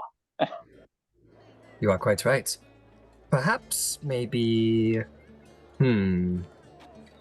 I will speak to you, Zarvolg, but also I admit it's difficult to get exercise around here.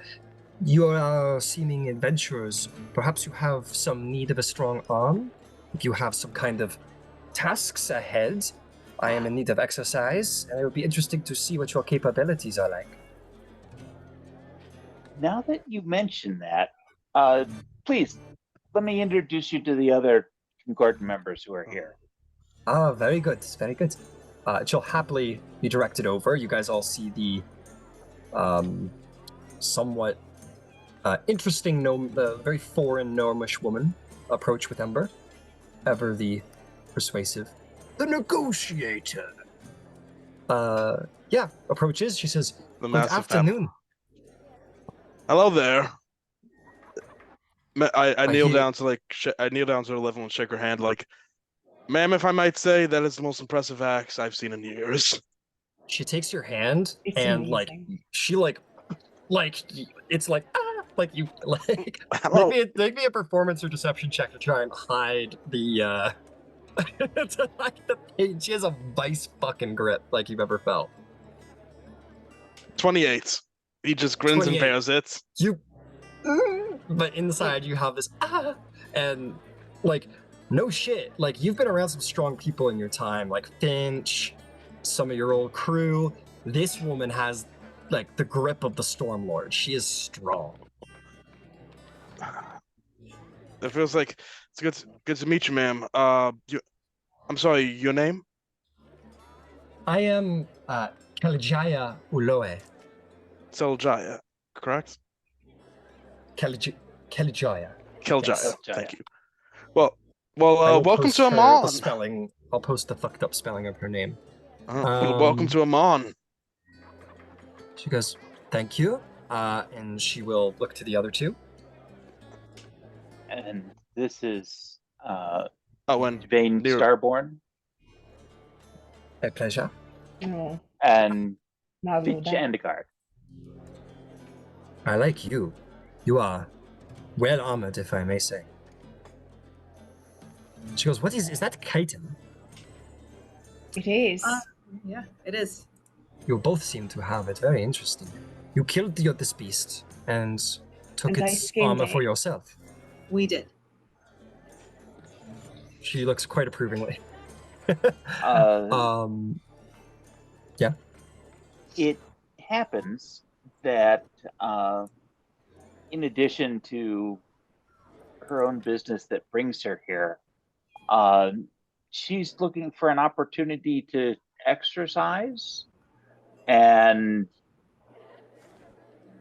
I know that we had discussed a possible sixth, but she has items that are in alignment with some of Zarvolg's future intentions. I come from I the, if I might say, I oh come from the Riffin Mist Jungle on behalf of the people oppressed by the tyranny of the Iron Authority. And your friend Ember tells me that you have a friend who also has interests in the south, and that you are Yeah. all not warriors, but warrior akin? Problem Has to be solvers. what- Problem solvers. I like this way of describing things. I am a druid. I've met many of your kind, yes? She's an Druids. Ashari. I admit I have only met a couple of Shari. There's a very nice one who wanders around here sometimes with big horns. Tempest. well, the reason that I thought about it is we were discussing different skill sets. The young lady, you look pretty Oh. young. I am I am not a lady, but I appreciate the sentiment. I am quite young for my people.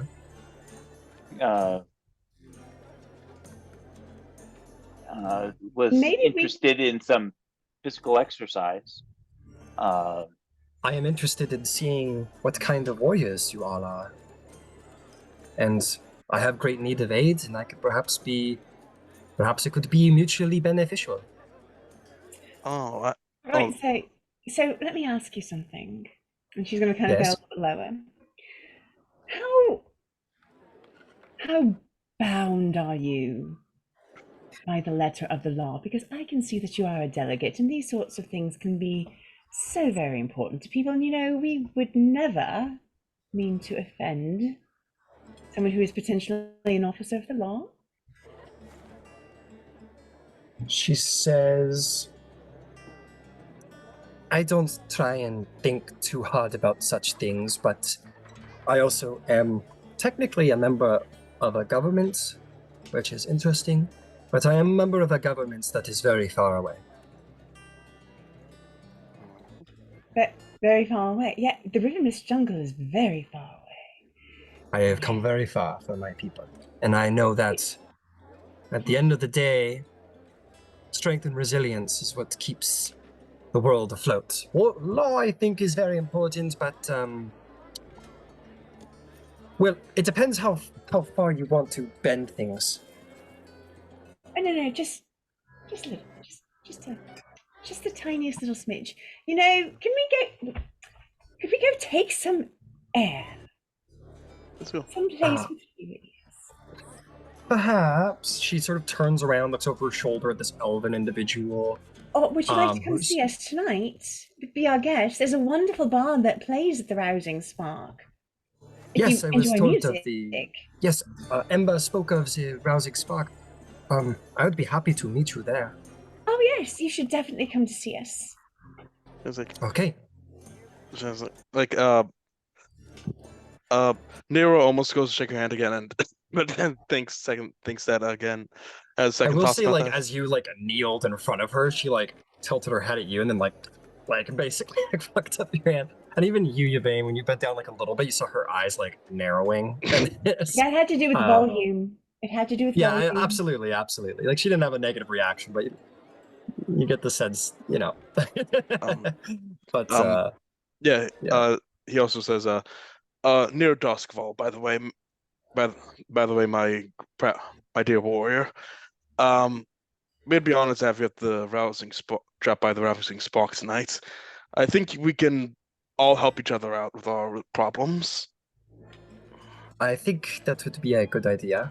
I am going to be staying in Emon until my task is done, so I shall meet you there. Thank you very much. Anyway, I have Go to politics things to do, so I shall meet you there. Hopefully you can find something interesting for us all to do. Oh. She'll nod at all of you, and she'll turn around and walk away. I will post the handouts for Delegate Kaljaya Ule. Yvain looks right at Ember and says, "Well done, my friend. Well done." Ember? That seemed like it was a win in both columns. Ember, I want to. Go ahead, Yvain. No, Yvain's just fangirling over Ember for a moment. She doesn't take enough time to let him know that he's the smartest person she's ever met, and she loves that about him. Nero looks to Ember. Ember, you brilliant bastard! You just found our 6th, and we're gonna help solve her problems too. If we win, well, if we win in the, at the thing, it's still that'll make a splash among town. That won't help her a bit. That helps us one thing at a time. Right now, we're just making a friend. That's all. Just making a friend. True. At this point, you hear Finch, and you look down the hall, and you do see Guard Captain Kingsley Endegard. Okay, I'll turn around. Brother. He approaches you. He gives you the you're both in metal, so it's that as you guys have that little sibling hug. He goes, How do you know her? And points to the delegate who just walked away. We actually just met. We were here on more official business, and then we were taking time to enjoy the view, since it's not very common for me to venture up here, and we just happened to meet, introduce ourselves. Why? Do you know who that is?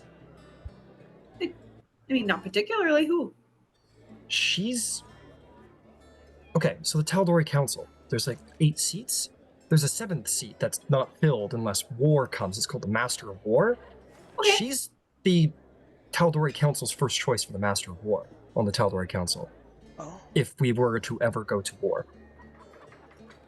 Oh, so no big deal. So she's just possibly the warlord of, Tal'Dorei. Of Tal'Dorei. Okay. Well, she seemed really nice. I just find myself amazed, is all. At what? That we are polite and making new friends? How you just seem to bump into the right people at the right time all the time? Oh, that's Endegard luck. You know the Endegard luck, brother. Please. Yeah, I guess so. He kind of looks around the marble palace. I guess that's fair. That's fair. Yvain, Ember, good to see you guys.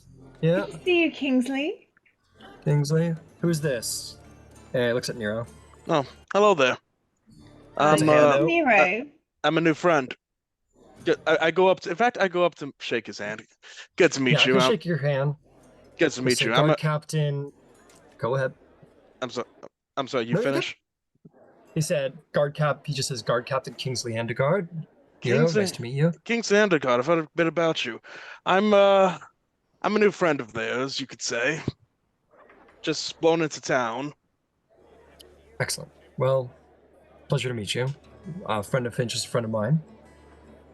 So what are you doing here, brother? Are you a part of Father's Guard? I thought I had an inkling, but you didn't say anything. But is that correct? Am my suspicions? Yeah, it's obviously a recent appointment. I'm not valid in charge of Father's Guard specifically. I mean, the Emon delegation's huge, but he did get me the position here at the palace, so.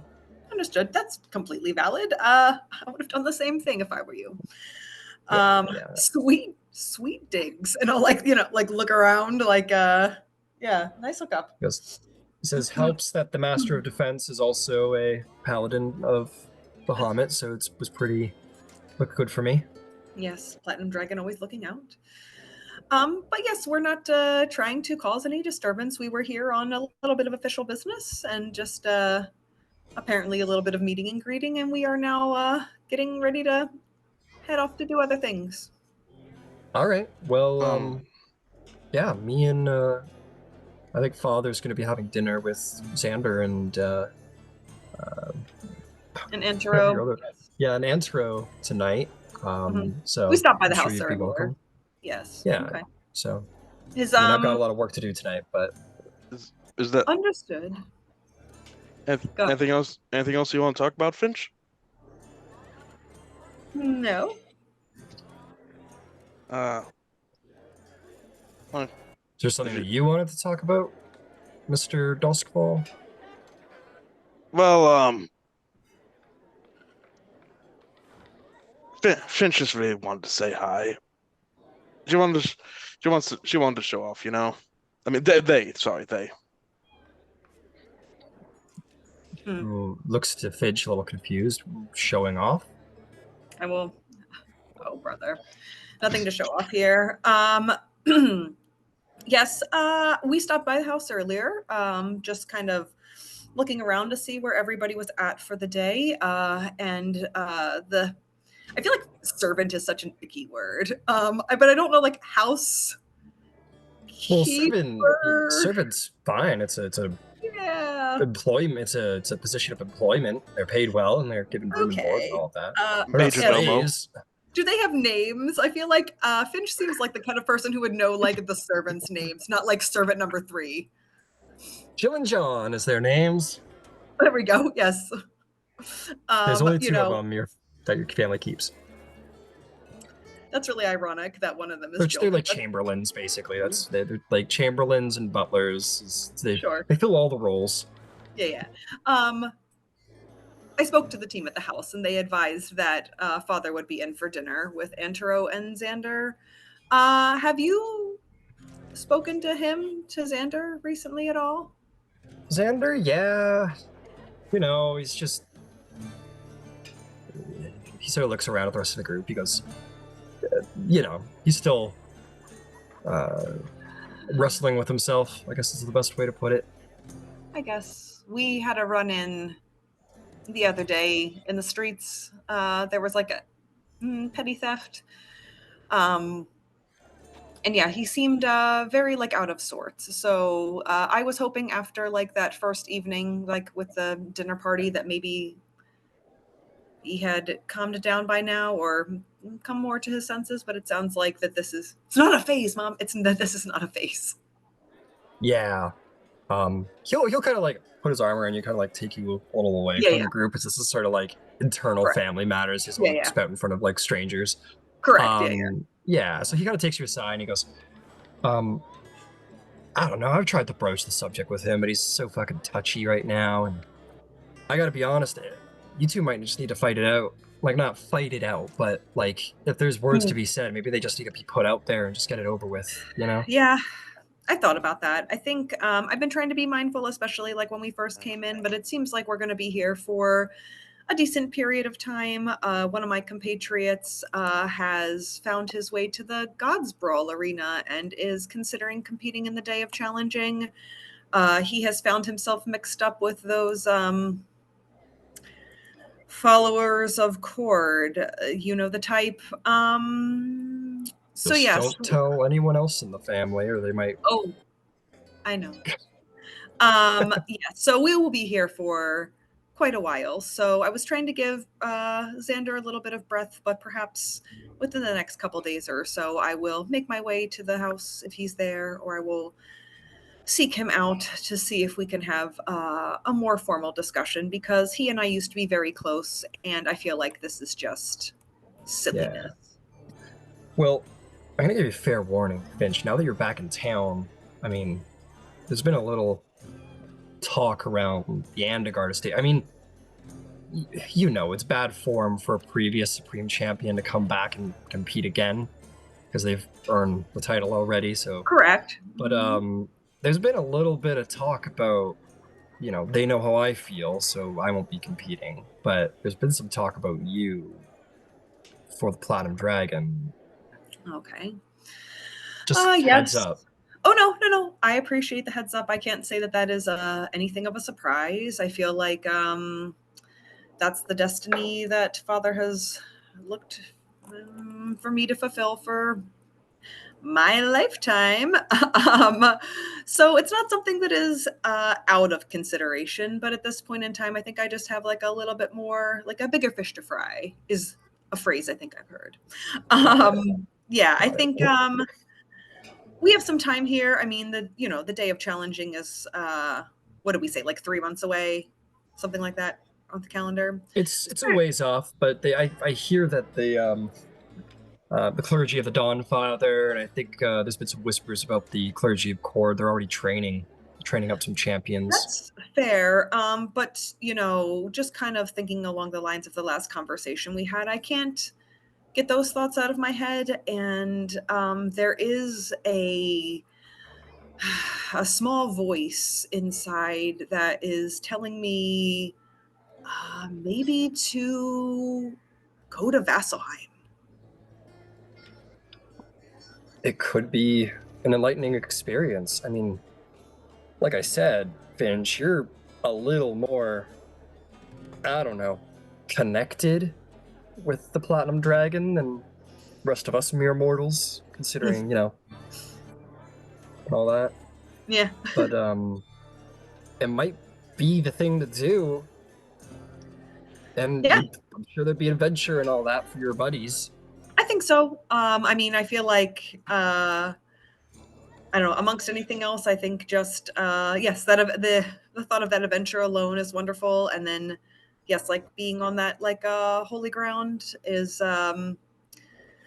quite the thought. So I haven't really spoken to the rest of the party about that yet because it is quite the adventure to get there, depending on the means that we have. I know it can be quite a long trip, but is something that is definitely in the back of my mind. Well, if I don't know the inner workings too well, but the family talks, and I know that you guys were saying you're trying to find some work with this, you're trying to get in with, I think you said Vysurin, right? Yes, Aurora, yes. I mean, if you can get in with them, like, chances are you could probably get hired for work abroad, maybe. Mm-hmm. So maybe you could kill two birds with one stone working for the council and, I don't know, protecting ambassadors or something. I know the Coin Mistress has been working on trying to establish a embassy in Wildmount now that the war's ended over there. So, I don't know, I'd say keep at it. Like, try and make things happen here, get your name out there, and then maybe Vasselheim's in your future. Huh? We've tried, yeah, for sure.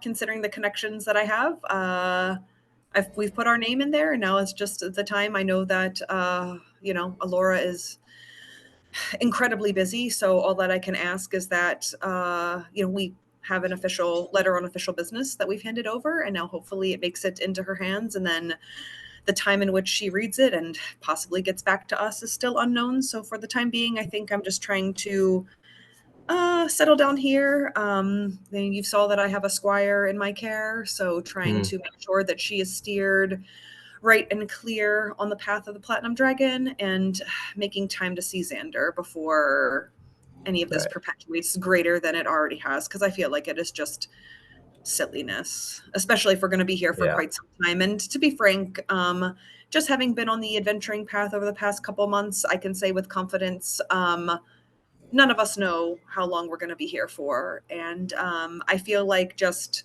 these petty arguments are quite the waste. And should something happen to me or to him, because, we are, as Andegards, yes, the adventuring type, I don't know if it would really sit well with me if my lasting memories of my brother were that of contention. Right. Well, it's probably for the best. We are a warrior family, after all, and I think warriors talk best when they have something to do with their sword arm. So, who knows? That's fair. Yeah. Get it all out there. Yes. But look, if you're, I don't know, you guys seem to be floating around a little bit. If you need work, I mean, I can try and find something with the guard that needs doing. That's fair. Yes, if you hear anything, you can send for me. We're staying at the Rousing Spark right now. That is, and I'll gesture to Ember. That is, his mother's establishment. Right. That's where you can typically find me. And yeah, if you think of anything, let me know. You're going to the family dinner tonight? I could meet you there. Sure. Yes. Okay. Yeah, I'll see you there tonight. Yeah, and I'll see if I can't find anything for you guys to get to work on. I'm sure there is. Sounds good. Okay. Thank you, brother. It was good to Alright. see you. I like All hugging. right. Yeah. Gives you the. It's hard to do Yeah. the full hug and full plate. Yeah, like because we're all like, Yeah, you guys got. it just Or maybe it makes not. like two cans together. Yeah. No gets Yeah, a or laugh you out of just- that. You just fucking shoulder bro it. Just. Oh yeah. Just do some We shit have like that. really obnoxiously long handshake that's like feet are involved and All Andagards, like even you and Xander, like right now there's so much contention, but even when you guys are like, whatever, I'm leaving. yeah, we all be but like a unique handshake for each brother. Yeah. Yeah, for each one, even your father, who has the best Yeah, ones, because exactly. he's the family patriarch. Exactly. It's like a wolf exactly. howl. There's like a specific everything, and so there's an extra Precisely. something for the That is patriarch. exactly it. So Okay, I'll let him go, and then I'll turn to the party, and I'll just say, it looks like we have dinner reservations with my family later on this evening. Is it all of us or just you? Yeah, it sounded like your father wanted a. Didn't sound like nothing. Private You guys weren't meeting. there. Oh Yeah. shit! Right, I no, mean, Well, Sounds know, like you're for- invited. that sounds Awesome. amazing. Finch, Yeah. I would love to meet your family. okay. Yeah, so I mean, yeah, in full transparency, unless otherwise specified, typically the rules of the house was just, as long as any friends of us or the family are always welcome. So there was no specificity that it was just a family event. So it sounds like if you are all invited, you do not have to attend. Please don't attend. When was the last time you had a private meal with the rest of your family? Oh, Was it my. before you left? Yeah, no, yeah, it was before I left. I mean, that used to be a more common occurrence, but at the same time, dwindled, especially like with the fact that I don't know if you don't have time to listen to my whole family's history, but given the fact that both Xander and I were squires for two families within like Emon. We were often like very like out and busy, so being back at the state was kind of rare. So I mean, like it's definitely something that like used to happen, but like my entire family's not going to be there. Wyatt is not present, so didn't sound like it was like a specific family affair. Okay. I understand that sometimes courtesy means extending an invitation that you hope isn't picked up. I see what you mean. My family's not like that. An invite is always genuine. I feel like yes, being disingenuous is not the nature of the Endagards. So like I said, you are invited to attend. If you choose not to, that's perfectly fine as well. I can go alone. But again, you're welcomed always. You didn't. You didn't My bring up brothers probably prefer the attention, to be honest. They love Well- when people look at them. Well, yeah. Two things. Like Tinkerbell. Yeah, Can we exactly. be making our way I came out up with that just now.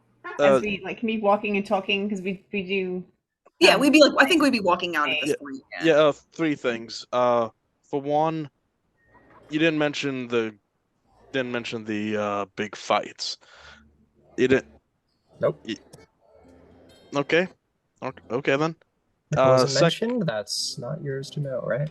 Second of all, Metagaming. Finch, real talk. If you don't want me there to embarrass you, just say it, okay? Oh, I never said that.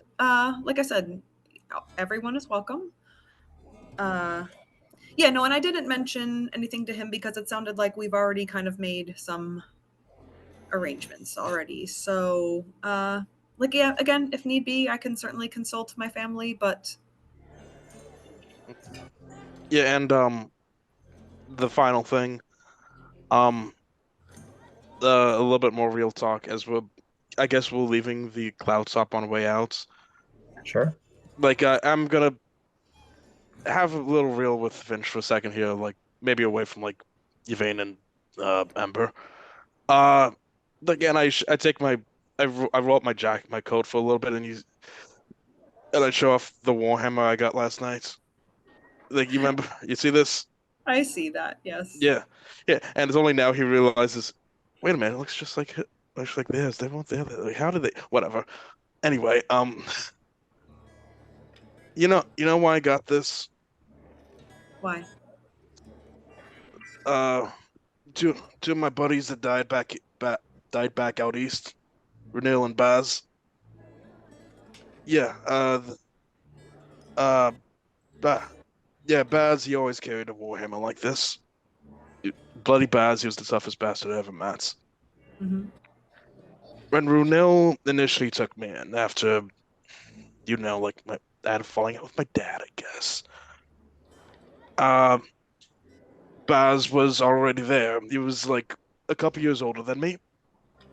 And I mean, he was from an orphanage. That's all he didn't like thinking about his past much. I didn't ask.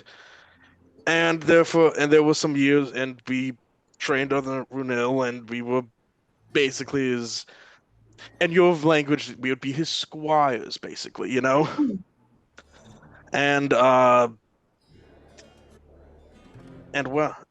we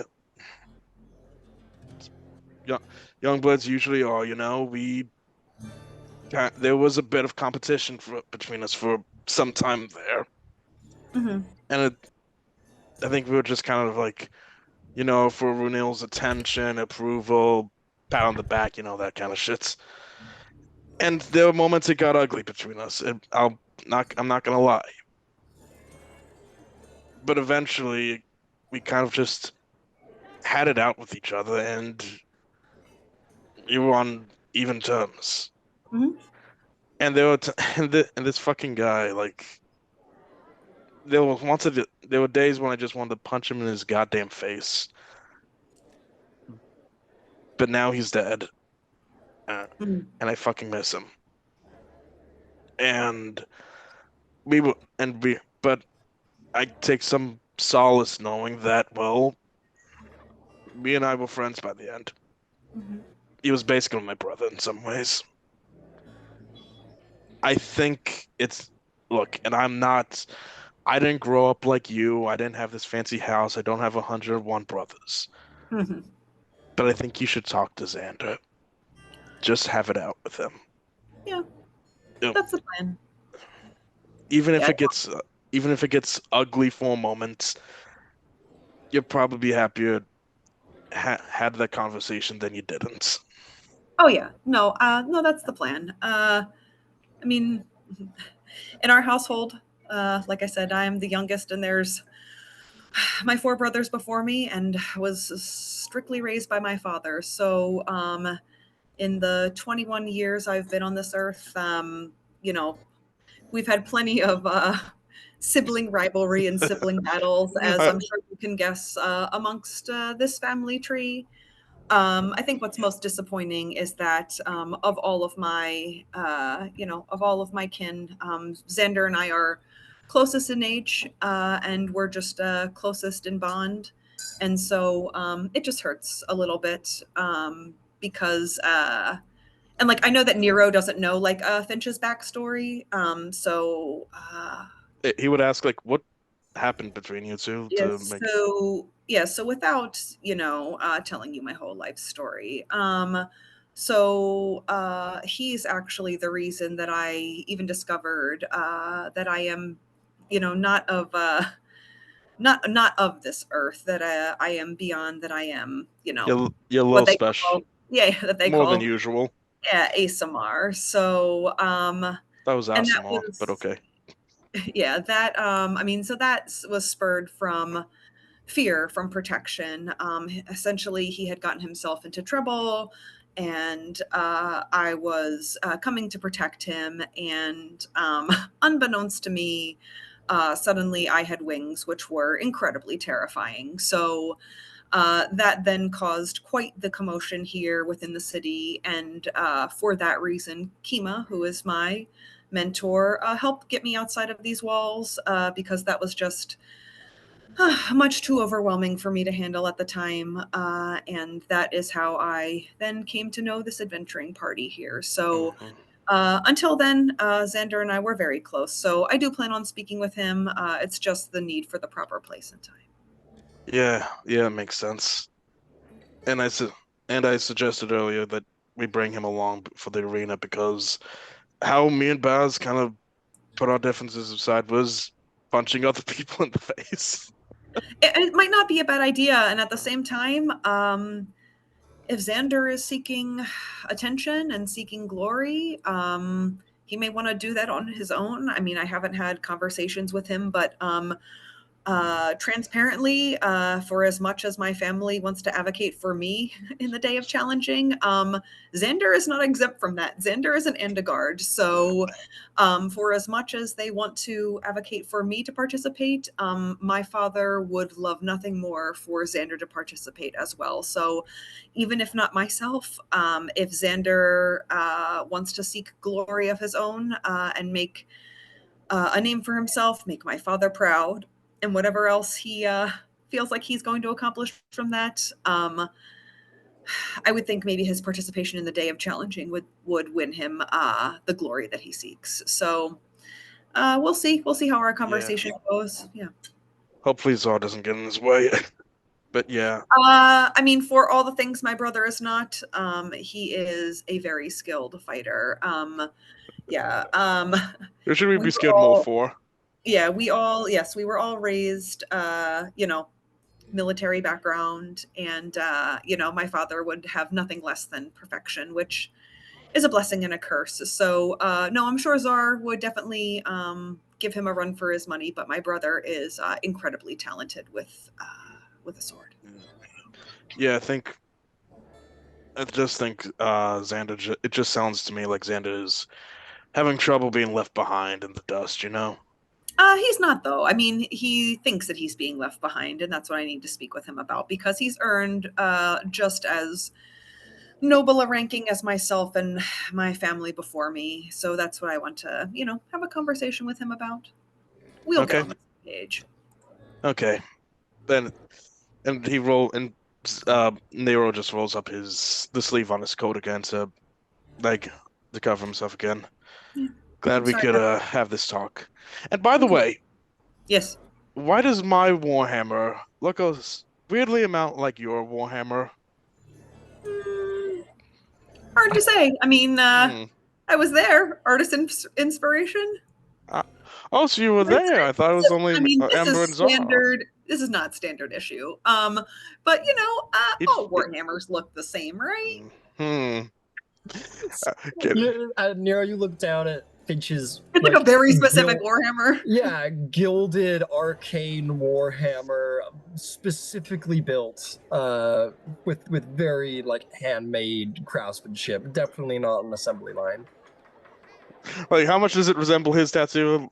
Oh, it's identical. Yeah, it's identical. It's not colored by any means. There's no shading or coloring in or anything, but it's a tracing of Finch's Warhammer, which is a magic, unique Warhammer. Yeah. He just looks down, smiles, and he gives he just gives them a pat on the old pauldrons, let's get going. Well, I don't know. He gives them a knowing look and a smile, okay.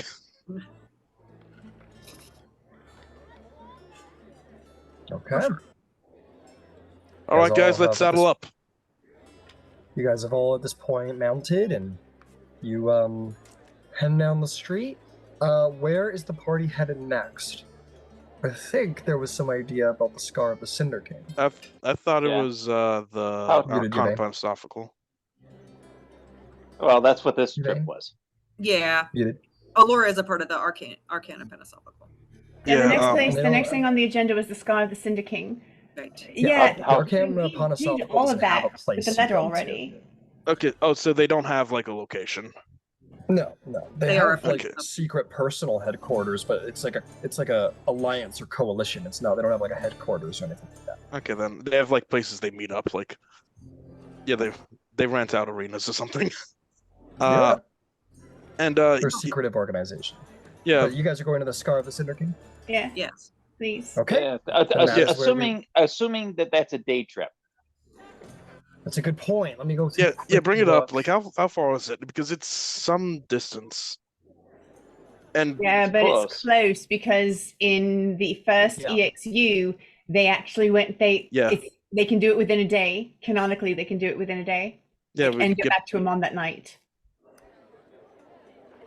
Yeah, it's not far. I would say with the horses that you've got, I would say that like you could get there as long as you didn't spend like too many hours there. You could get back to the Rousing Spark by evening. Okay.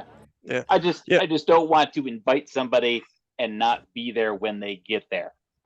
Absolutely. Yeah, we need to hustle. Yeah, we need somebody to be there. That's what something. Yeah, I was gonna mention that. Like, we need someone to be there at the Rousing Spark tonight. I mean, I guess we could stop at the Gods Brawl Arena and let Zal know because Zal will be there. Let him know who to look for. Zar's like, I don't care. This is where I live now until the player comes back to Jaeger me. So he's in full God's Brawl mode right now. But you have enough allies there that'll be fine. Yeah. He was just gonna tell the others that would Nero know that his parole officer, lack of a better term, was supposed to be from the Arcana Pontifical? Actually, we all know that. Okay. He's just wondering. Everybody knows that. Yeah, he's just wondering like what the hell they're gonna drop by. Whenever they They're want. They're random visits. The whole point of it is to keep you on your toes. Yeah, true. As we're riding out of the city, I also ask them one more time. Ask them one more time if there's anything specifically you want to know about tomorrow before we. No. Okay. Instead, thank you. Whatever existed between the two of you, it's great for you, but it doesn't have anything to do with why we're going there. And Okay. Have the opportunity to tell that itself, you know? Yeah, Neo's kind of relieved at that, so he doesn't have to have those conversations at the moment. All right. With that, let's go to a break. Okay. We'll be back in about 10 minutes. Scar of the Cinder King. No problem. Yay. We got our 6th, potentially. Possibly. Fuck. Enough of this here wrestling talk. Wrestling. Put a little something on all of this. You guys are out there in the fucking woods, but there'll be sounds out here, sure. I'll be cool about it. Let's see. How about this is kind of a good track for this. I'm not gonna put all your fucking horses there. I'm sorry, you guys are. That's so much work. You guys ride up. It's cool. I'll drop your minis, but I don't need to put 4 horsebacks. I wish there was a cool Hero Forge way of just like mounting everybody. Everybody should just make a mini with a horse on it, like Yvain did, and make my life easy. And you could all I could just swap and morph you rather than anyway. Ooh, maybe that's if you insist. If I have to make another mini, oh no, not that. Oh no, it's all good. You guys don't have to do that. You're slacking, Nick. You're slacking. Come on now. You guys ride outside of Emon. It's a couple hours ride, like 2, maybe 3 hours ride. But eventually you make your way out east to sort of at the edge of the farmland and the forested regions to the east of Emon. The shoreline is like some ways off. You can see it way off in the distance. And eventually you come to this tall hillscape and a stone-made outpost down at its base.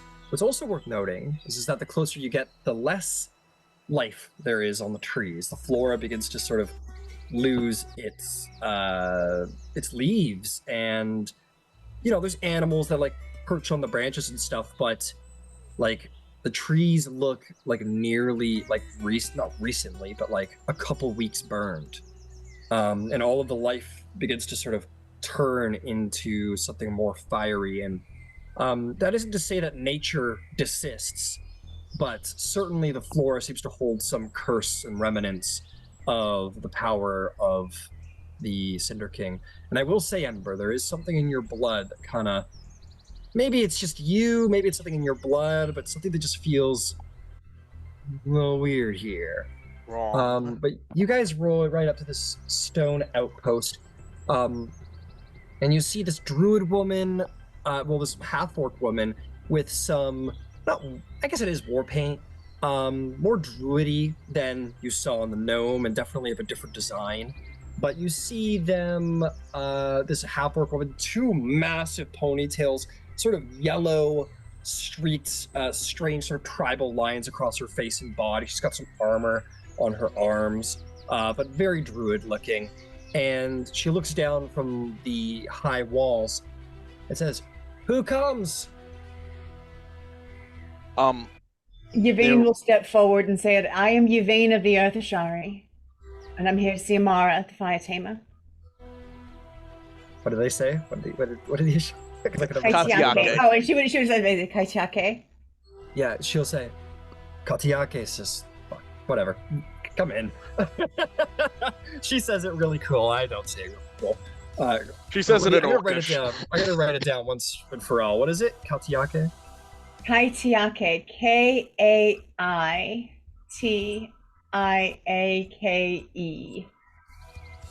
Okay, Katiake. Okay, got it. Because I am a nerd. It feels weird on my mouth when I say it. But she says that to you and welcomes you within with your company. The gates are not wood. Oh, what are they doing? This is fucking weird. I'll get rid of it. It's supposed to be a stone door anyway. You guys fucked up, whoever made this. You didn't know my specific wants immediately. Well, yeah, imagine but the there's gate a stone opens. door there. Yeah, I'll put that in here in a second. But while I'm speaking about it, you enter within, and you see a rather unpopulated outpost. Other than, as far as the eye sees, it's very simple. It's a little outpost, a nice enough living space. You see the half-orc woman sort of begins to descend to come see you all. You can all dismount your horses. There's a place for horses to go here. There's small stables. Nero, make me a perception check, because I know you're looking for her. Yeah, I'm keeping my eye out. Like, oh boy, he's like he's visibly a bit more nervous here. Like, 9. I did not see. You look around, and there's no sign. Maybe he's so nervous he can't see her, or maybe she's hiding, or who knows. Who knows? You're like, she's probably hiding from me. She's probably nervous. No, I'm like, Fair. no, it's not like an arrogant way of like. I don't think she's watching the gate. So anyway, you guys enter within. This half-orc woman comes down, sees you, Yvain, and immediately addresses you and says, "What brings you out this way, Sister Terra?" "I am Firekeeper Lorcathar. I'm responsible for the fire Ashari here in Tal'Dorei." Hello. Honestly, we're coming from the Bastille. There is a bounty for renegade Ashari named Falcon Song. And, I don't know, renegade Ashari are two words that don't really sit well with me, so we thought we'd give them a look-see. We didn't know if you know anything about this person, but anything you might know if there's any lore that was kept here, we'd appreciate it. Make me a persuasion check. You will certainly have advantage by your natural affiliation. And then before I make this, can I roll my Cosmic Wheel Woe? Sure. Done it. 84. So that is a wheel. Hopefully I won't need it. Okay. Okay, that's a 17, so that's not bad. Holy shit, that is the second time I've rolled double 17s. Wow. Very nice. Very nice. Well, there's nothing to add to it. It's just a 17. I'll take it. She goes, all right. You seek the exile, do you? Yeah. Let me roll, see what she knows. Apparently she knows a little bit.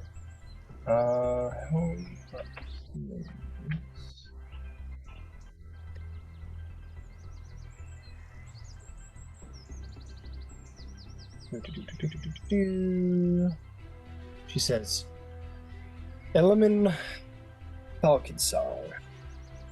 Yeah, was exiled.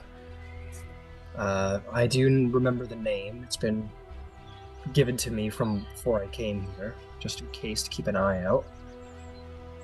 Can you tell me, was he a mage? Was he a fire druid? Do you know the nature of his capabilities?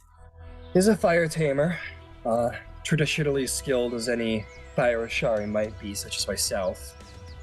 And trouble, to be sure.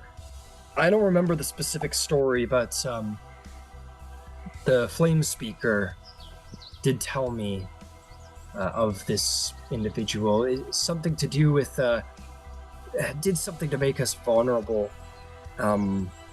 After the Cinder King rose, I think he may have assisted Rayshawn, the Green Dragon, in helping the Cinder King return to the world. Some people say it was an accident, some people say it was intentional, that they just sort of like got blundered into it, but that was a long time ago. That was almost 20 years ago. But if they were innocent before and just were sort of tricked, they certainly aren't now. There's all kinds of stories about them burning things, and they ended up in the Black Bastille quite a few years ago. It was all kinds of trouble. They were only locked up for about... Yeah, let me think. She's like trying to wrap her head around. She hasn't heard the name in a while. She says, yeah, so that doesn't make sense. Hang on. So yeah, about what was it, about 25, 24, 23 years ago was when Thordak was defeated. And I think it was about 20, somewhere around there, Thordak was released from the elemental plane of fire in Vasselheim. Well, not in Vasselheim, but, you know, where we fire Ashari dwell. Outside Pyra, yeah. Yes, outside Pyra. So the elemental plane of fire was torn open by a traitor who came to us, but ended up being the Green Dragon that attacked. And Falcon Song assisted. Falcon Song assisted in the rising of the Cinder King, and they were exiled for it. Whether it was innocent blunder or not, it was they couldn't be trusted any longer. And that was a long time ago, and they kind of caused some havoc for about a year. They were locked up. Ooh, I'm sorry, that doesn't fit the lore at all.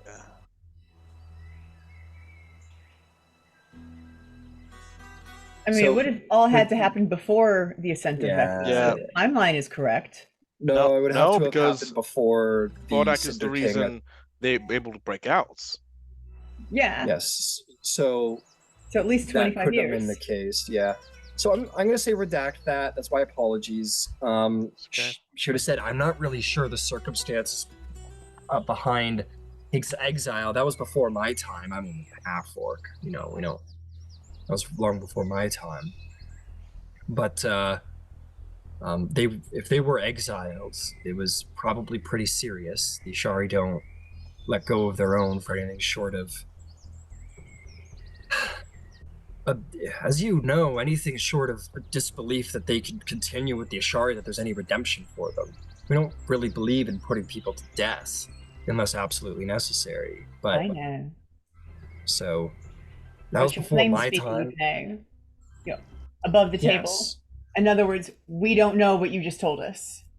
You don't know what I just told you. I apologize. My lore was a little off there. It's okay. For clarity's but sake, I just wanted to verify. She would say that. It's only one little mistake, Ryan. Okay. She would say that was only. She would say that was before my time. I wish I had more to tell you, but honestly, my responsibilities are to the Scar of the Cinder King, not to hunting down exiles. No. We were just hoping you might know a little bit from lore. Thank you so much for everything you've shared. Would it be appropriate? I'll see if I can figure something more out for you if you ever come back around this way, but there's only 4 of us here, so we don't have excellent resources. would you mind if we ask Tamara, and then if she doesn't know anything else, we won't bother you any further. Your task has nothing. We're so grateful for your time. Thank you. Sure, I could go find her. She has a guest right now, but I'll go see what she's up to. And I can come back another time. We did not announce our visit. We didn't know. I'm sure it's fine. You guys probably rode out here a couple hours, so it's understandable. Why don't you put your horses away? I'll wake up the halfling and see if we can't get you something to eat, and I'll see how Amara's doing. Thank you so much. And yeah, she'll bow her head to you as well, respectfully, and she will sort of disappear into the fort. Very quickly, another fire tamer, a halfling individual, sort of arrives, and very simply introduces himself as fire tamer Gesso, and will just sort of help, put your horses away. We'll make you guys some like tea or get yourself something to eat, a little snack or something. At a certain point, who's got a passive perception above? Can I just say a quick thing? Hang on. Okay, sorry. So Yvain. No, you said who as has the a passive perception above? I do. Yes. 20, it's 23. So you certainly see it. As the half-orc walks away, the halfling appears about 2 minutes after the halfling appears, maybe 5 after the half-orc disappeared. There is a brilliant arcane flash, not like blinding like lightning or anything, but like a little blink at the top of one of the towers, very arcane. And very shortly thereafter, Amara does appear with the half-orc guide. She comes down the stairs. Oh, everyone's awake now. I need to go get them. Up you get. Oh, sorry, the elf is here. Oh, no, it's too late. I already said it. Sorry, I don't know why I'm a little discombobulated about everything. It's the good. Halfling is the one that's awake. But yes, Amara appears to all of you as you're sort of sipping on tea or whatever. They would have brought out chairs and everything. They very hospitable, these druids. She sort of arrives. There definitely seems to be a I don't know how to put it. Reservation about her as she arrives, and she just sort of arrives, sort of looks past you very specifically, Nero, like doesn't make eye contact. I look at the ground. Directs directly to Yvain. Otiake. Otiake. In Druidic, she's going to say, "The tattoo is exquisite, sister. You would be proud." She laughs, which again, the two witches sort of cackling probably strikes a little fear, Nero. And she'll say back in Druidic, she says, "I have no intentions of seeking it out, but I'll take your word for it. That is, I thought you were joking." Oh. No, of course not. She has a big smile across her face, and maybe an eye sort of glances in Nero's direction of like, you don't know what they're saying, so she'll then regard you. She'll say, "Hi, Nero." Hello, Amara. Are they here to return you? No, we came here for information, actually. How are you? And I guess full of anticipation. So is the scar always like this, or have we always so pretty like this, or have we come here on a good day? Yvain looks at Amara and says, "Go ahead. We're looking for whatever information you have on Falcon Song, if you know anything. Like maybe how did he become exiled? And if you don't know, that's fine. Maybe you could tell us a little bit about Pyra, and we could plan a bit. No, I'm getting ahead of myself. I like to travel."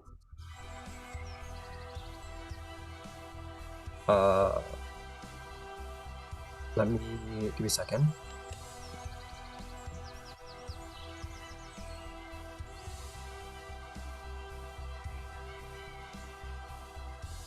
moment.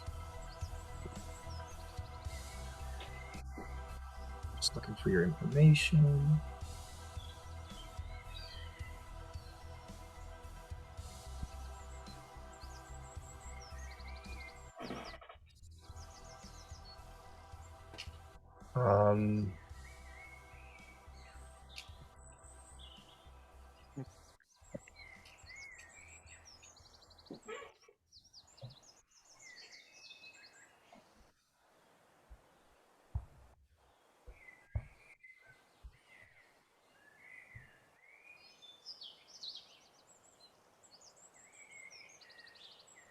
Sorry, guys.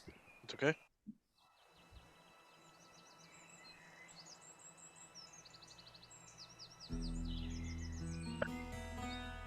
Okay. Amara thinks. She sort of shrugs her shoulders and looks at the elf, and so does the half orc. Half elf. Fuck me, the elf is not here. The halfling. Sorry.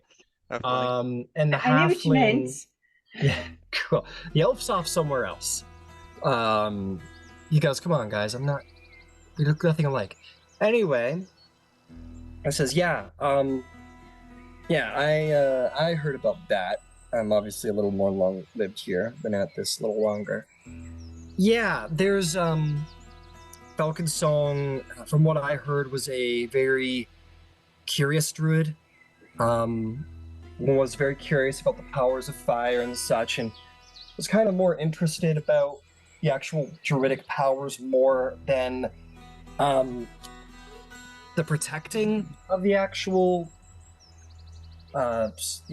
elemental rift, and basically it was consorting with various fire elementals while no one was looking through the gate, and risked almost ripping apart the plane and releasing more fire entities in the world, and was trying to figure out about more dark and volatile fire magics to garner power with, was trying to use the druidic power to gain more power than just using it to sort of protect the whole, and ended up sort of subscribing themselves to, not that we look down on it or anything, but ended up subscribing themselves to the Circle of Wildfire, and became quite powerful, but risked reopening the rift so that they could gain more fire knowledge from the entities on the other side of the rift, which was not cool from what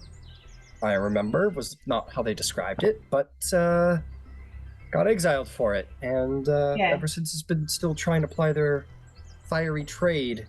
Ended up here in Tal'Dorei. Only got locked up for about a year or two before Thordak came crashing through. For sure he had to be happy that's day.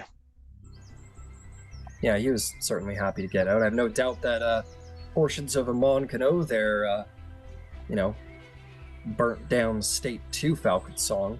Good way to hide your tracks if you have a certain addiction to your power. If a fire dragon is riding over the place. A few questions. One of the other reasons we're here is that, well, we just was spitballing ideas, and we thought, could there be any chance that he's just hiding out here under some kind of rock somewhere, perhaps? Amara says, "You're asking if we're harboring him?" No. Just Nero, if you don't mind, I'm trying to ask some very targeted questions, and you're sort of interrupting my flow. May I finish? Yeah, and Nero just kind of like walks back a little bit. All right, so I don't know that Terra has ever had an exile, but certainly we have ways of, like the Arcana Panasophical keeps track of people, certainly stories filter back. Over the years, have there been any stories filter back to you about, I don't know, huge, incredible arsons that were credited to him? Did he put his, like, sometimes people will take ownership of specific horrible incidents. Was there any of that, did anything like that, or has he just kept his head down for the last quarter of a century?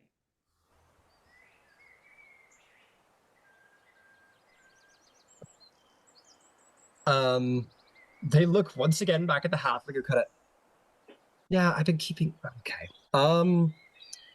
Yeah, no, there have been, he hasn't, like, taken credit. As far as we know, he's not some kind of, idealist, like, terrorist or something like that. Like, I mean, he's totally a terrorist, but I mean, he's not like an idealistic terrorist. Like, he doesn't have a reason for what he does. It just seems like, I don't know, he wanders here and there and lights shit on fire, and, you know, if you ask me, it's almost like he's testing. The fires get bigger and bigger every time, and that's how you kind of track it. It's not targeted on anything specific. It's just, can I do the maximum amount of damage?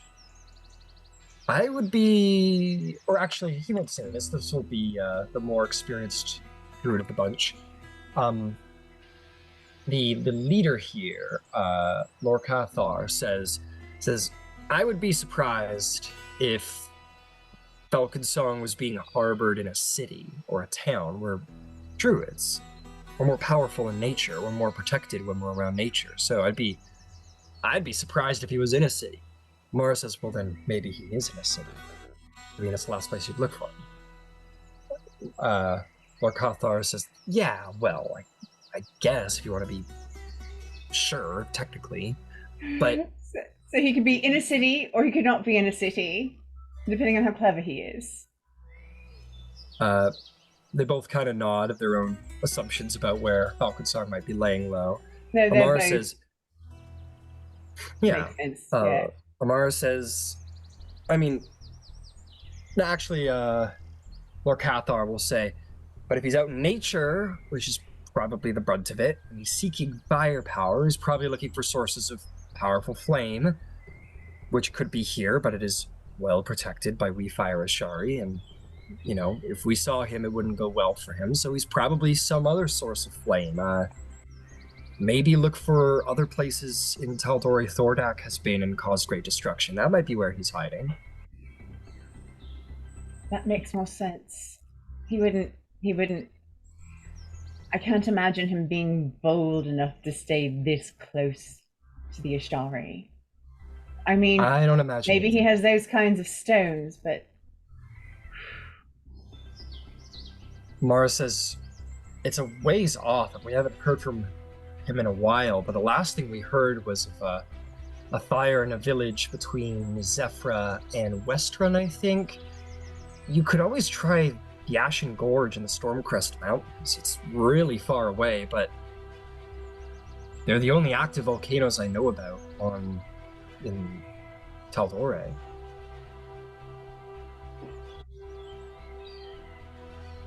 Ember, could you pull up the map, please? Certainly. And when he blips up the map, all right. So where the Stormcrest Mount? I'm so sorry. Ashen Stormcrest. Gorge. Stormcrest Mountains. Just Stormcrest Mountains, Ashen Gorge. Yeah, I wanted to know. I sometimes got confused. So it's all good. Stormcrest Mountains, the Ashen Gorge. There's a system of active volcanoes there. None of us have been, but naturally we kind of keep curious about that sort of thing.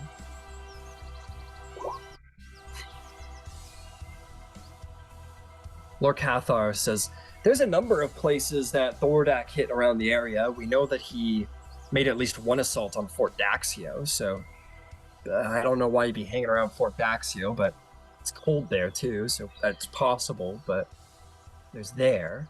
There's also maybe other places we don't know about around Emon where Thordak is hit.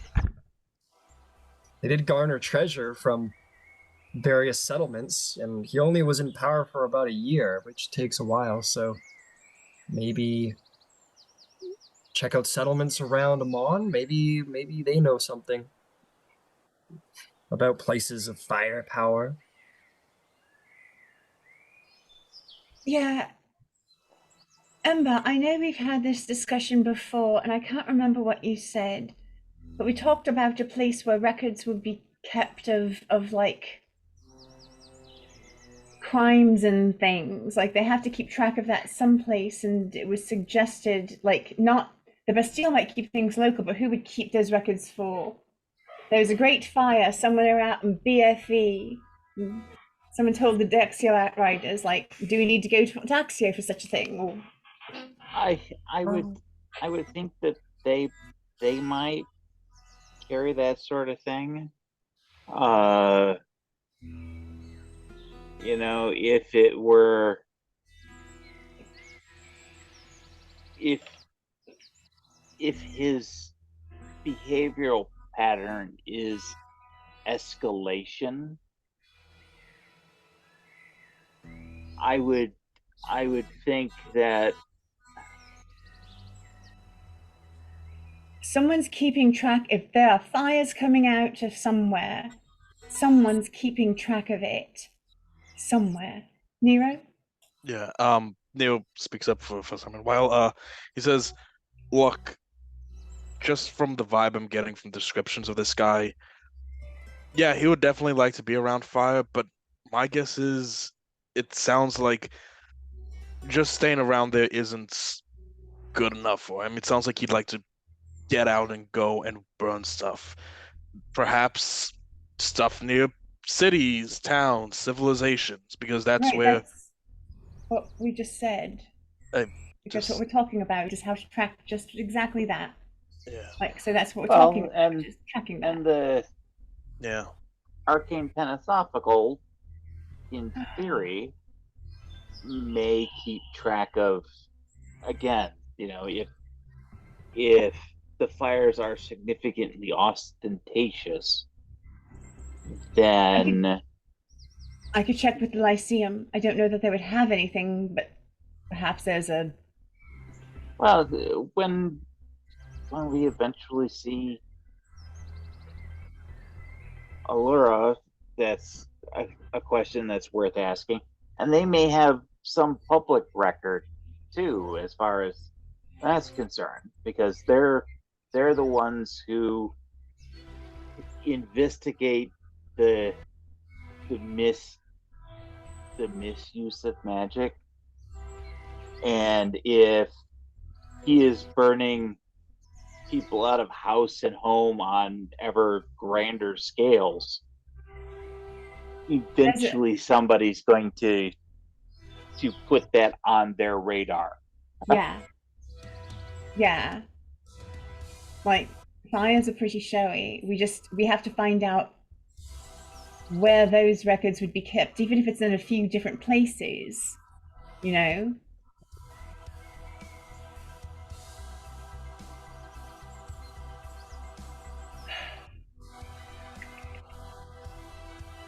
And he may, again, without knowing him as an individual, he might require research time in a place that is attuned for his particular thing, to do research on how to make the next statement, the next. You think he may need a rift to the elemental plane of fire to be able to level up? Not necessarily. Like a volcano? He may need an environment that facilitates. Ashen Gorge would do it, I would presume. Being a volcano. I would think that's as likely. But like Nero said, his place to act will be somewhere public. Yeah. Oh. For certain. And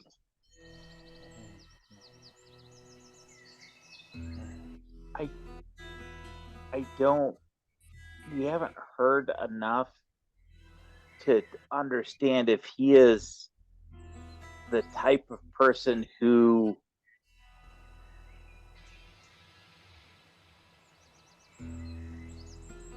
will hold a grudge meaning that, potentially he's looking for an opportunity to get back at the authorities in Emon who put him in jail, or to the folks from Pyra who exiled him for cause, but clearly he probably does not see the cause as just.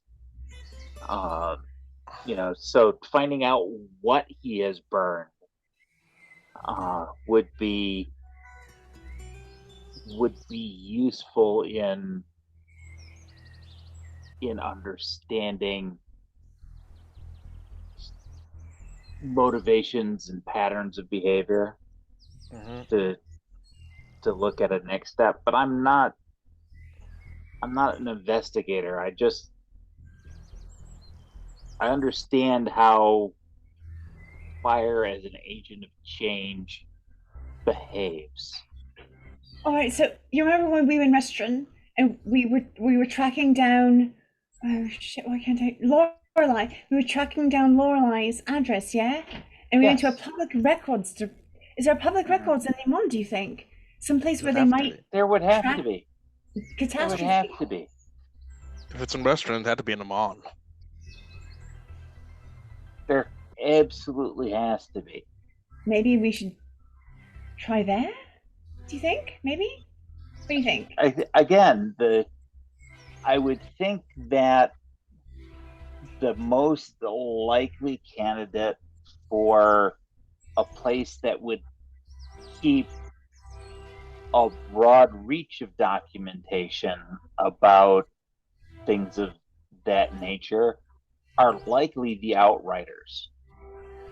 For some of these communities, they're effectively the only law that they see outside of maybe, a local sheriff or a local magistrate of some kind. So then Fort Daxio? Well, they may have records there. They may have records in their outpost in Emon too, as far as that's concerned. Maybe start there then? That would be my recommendation.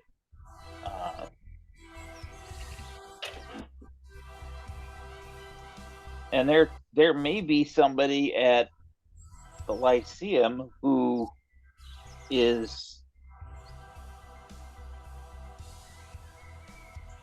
already an expert that we could leverage.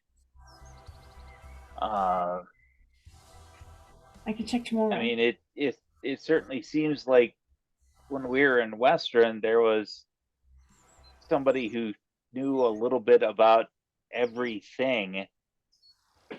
And if that holds true there, with as grand an enterprise as the Lyceum is here, I can't imagine that would not be the case, either for criminals generally or this guy in particular. I have a fair amount on my research plate anyway, so I was going back. That I can check for sure. In fact, if you want to divide, I can check the Lyceum tomorrow, and you can check with the Outrider outpost in the morning. I'm happy to lend whatever aid that I can. Amara will add one last thing and say, it's also a lesser known fact about flame in the geographical world, something that the dwarves know very well, but most natural occurring hot stuff, fire, magma, lava, happens under the Earth's surface.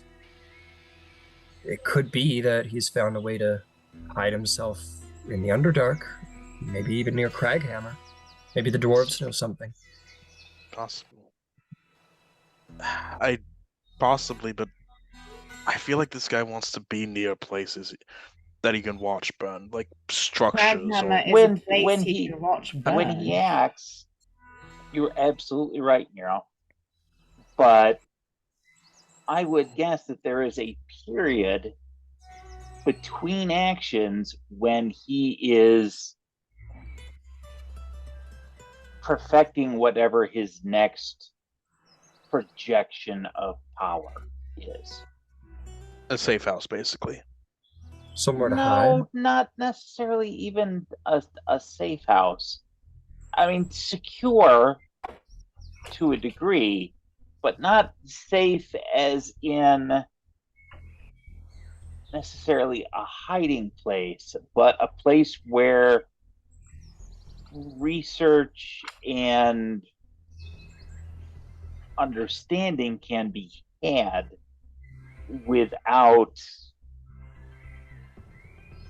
Prying eyes. not so much prying eyes, without being disturbed. And Yeah. that means, somewhere remote. He is drawn to flame, so places that have that power. And as the lady said, the Underdark isn't necessarily the world's worst option No, for clever. that sort of thing. Yeah. I just doubted them and initially because stone has trouble burning. No, it doesn't. Everything burns, Nero. Amara Everything. says, well, that's exactly it. That's why our fort is made of stone. It's because fire is unpredictable, but if you have stone, then it doesn't get too out of control. So even for us who are practiced in fire magic, stone provides a secondary natural buffer for if magic or fire gets out of control. So especially for someone who likes to play with it a little more than he should, he might like being around stone to help protect him from his own magic. Yeah. And Could we didn't run into, but we know that the ambassador for Craghammer is in residence in Emon, so it might be worthwhile to ask him. Penna request to speak to one of his people. I don't necessarily think that we need to necessarily speak to him, but one of his just adjutants, someone from his group. retinue. Yeah. Exactly. Any unusual magma activity, perhaps? Well, that, but I would unusual magma, not so much. But Devane would know that the delegation to Craghammer has at least 14 delegates and an ambassador, so there's quite a number of individuals. I will share that. Oh, wow. Somebody who, even at their most self-sufficient, is going to need material of some kind. And it is going to be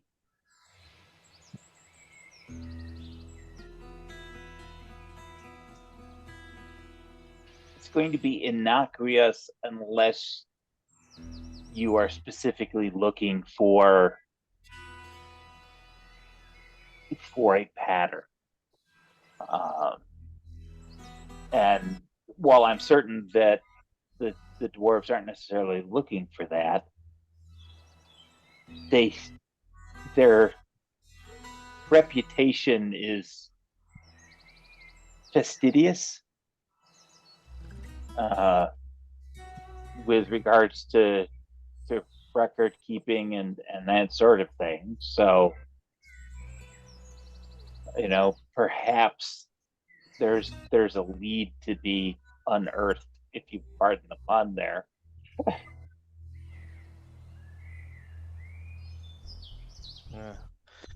Unearthed. Yeah. We could. So options are talk to the dwarven delegation from Craghammer. Look through Daxio Outrider reports of large, unusual wildfires, and potentially tax records of buildings that got burned down? Well, not necessarily. Well, maybe, but I would think that it would be better served to try to pinpoint fires happen all of the time, some of which are by accident, some of which are not by accident. Yeah. Those that aren't by accident, there may be the ability to establish a pattern. I think with as big an institution as the Lyceum is, and given that there are people who research every freaking kind of thing, it would shock me that there isn't somebody who researches, mad arsonists or other, Bizarre fires that popped out of nowhere. well, not even necessarily bizarre fires that pop out, but somebody who is familiar with the kind of twisted person who sets things on fire to watch it burn. Yeah. And somebody with that kind of expertise may be able to, they may already be familiar with the pattern, or given a tip like what we're trying to unearth, it might set a cascade in motion where they go, oh, well, what about this? What about this? What about this? Stuff that they hadn't ever drawn the line between the dots. I see what you mean. But as I said, I think we have a plan for tomorrow. Yeah, like Daxo Outriders, Crackhammer delegation. and the Sounds like a decent Lyceum. list. At Lyceum, yeah. That seems like a winning arrangement. I'm We can start going assuming back if you Yvain like. is calling dibs on the Lyceum. Yeah. I was going to ask concerning the delegate. Do you want to use, like, do you just want to walk in with Finch and do it? Like, does that, you can use my credentials if it helps. I don't know. Like, obviously, if it's just like we could separate and I'll go to the library and you and Finch could go back to that, it would probably. Actually, I speed was things up. thinking that Finch may be able to get records out of the Daxio writers perhaps a little bit more easily. You are If correct, sir. if our meeting tonight with Keljaya goes well, she was having a conversation with Delegate already. We may be able to get a name of one of the adjutant's retinue for the Dwarven delegation to then follow up with. We should And that probably head back maybe so we get there then, yeah? What was that? Once more? I'm sorry, I actually didn't mean to run over you. I apologize. Oh, no. It's quite all right. I'm thinking out loud. No, but you're right. In fact, you're dead on. We should probably, it's a 2 to 3 hour ride back, so we should probably get back if she's going to meet us at the Rousing Spark, yeah? How late? What's the time, Ryan? In game? Mid-afternoon. You would probably get back by a little after sundown. Okay. Mara says, well, it works quite well. I actually have a meeting that I have to attend to, so... She kind of gets up. Yeah, and she'll kaitiake. I see her walk away, and I just... I'm just gonna nod to him, but like I'll be right back. Like, and I just try to catch up. Okay. You like catch her at the stairs. Okay. She says, "Hi, Nero." Yeah, hi Mara. I. So, how you doing? I'm busy these days, I guess. How about you? Yeah. Still getting used to the hang of things. It's definitely better than it could be. That's for sure. I just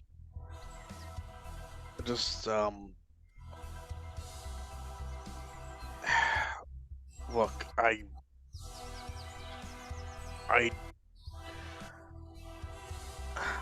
I know you and I have history, and I don't want there to be anger between us. Well, maybe you should have thought of that before you got yourself locked up. Yeah. How did that go when you first got that letter? How did it go when I first got your letter? Yeah. That you were locked up in the most heavily fortified prison in Tal'Dorei and needed me to get you out of it? Yeah. Basically. Pretty angry, pretty annoyed, taken advantage of, I'm sorry. all kinds of things. How would you feel? Yeah. I'd be feeling a lot of things, certainly.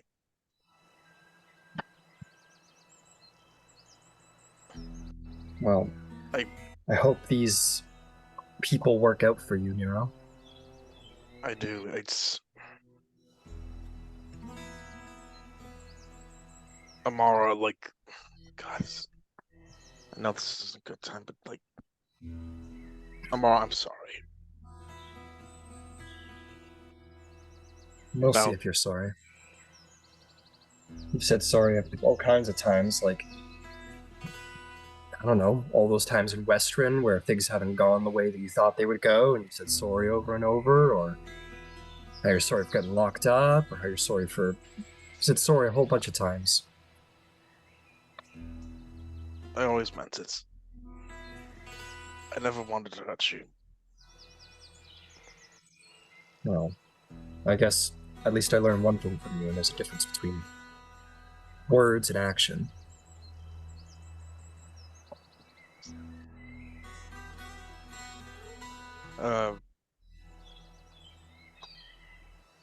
I'm gonna make it good this time, I promise. You don't have to promise me anything, Nero. What happens to you now, it's up to you. Doesn't have anything to do with me.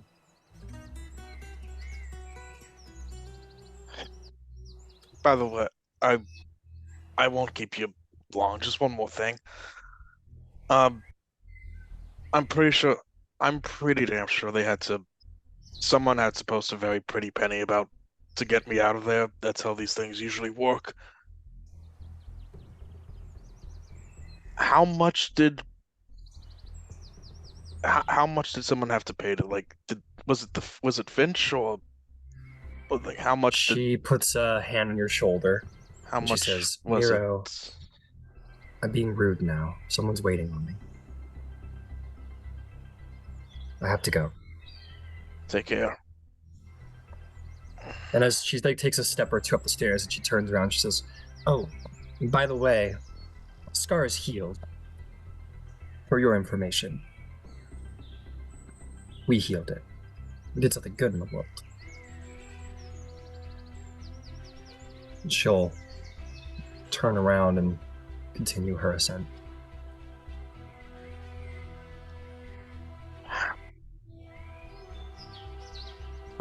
Like Nero just mutters to himself, what did I expect was gonna happen? Ugh. Nero's little dream bubble of him tipping Amar over and her forgiving him implicitly Yeah. pops. Yeah. Yeah, like, God damn it. So we have some stuff to do, little enough time to do it. Yeah, You're all heading back to Emon?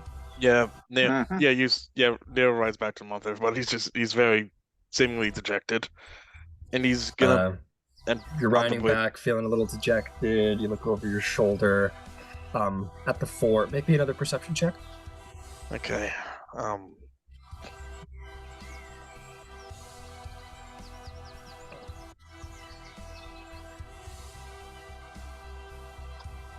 23. 23. You look back over the walls and you can just barely see Amara emerging onto one of the rooftop parapets of the fort. And there is a sort of robed figure there, and she sort of gestures, probably said Katiake. They shake hands. The individual has a staff, and you see sort of, if this is your view on the map, Mhm. Where are you? There you are. And you see her sort of there. We'll put this guy back in. So this is your view, and you see like the two of them talking at the top of the parapet. Right about here,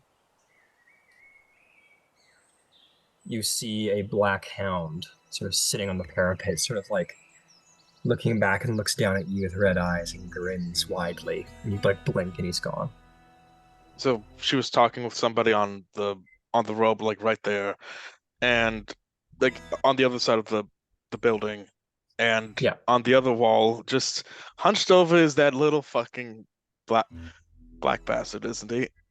Yeah, as if watching your sightline, seeing what interests you, and sort of drawing a long, toothy grin at you. Yeah, he's smiling. Like, and he's gone, and he's in a second, he's gone. Yeah, you blink, and you're sort of surprised to see him, and as he gets that look in, you kind of like, the next time you blink, he's simply gone. He's not there any longer. Hey. He just rubs his eyes and keeps riding. He will ask Ember on the way back, maybe privately away from the others. Hey man, What's who bailed me out exactly? Out of the Bastille. She did. You know how much? All that she had. Or at least that's what she said.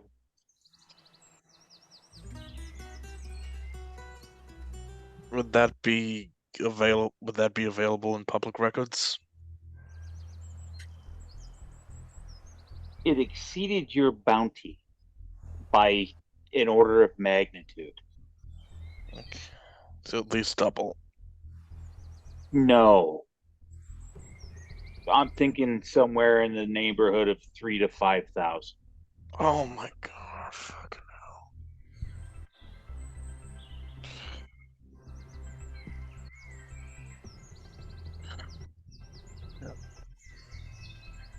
Neo just thinks over that number and he gets real quiet. Like, how much is Falcon Song worth? Don't focus on that. That has been your ongoing problem since forever. Because you were born with absolutely nothing whatsoever. It's always been about get the slate even. This isn't a case of even. The case is, whatever your relationship was, there was enough positive juice still in that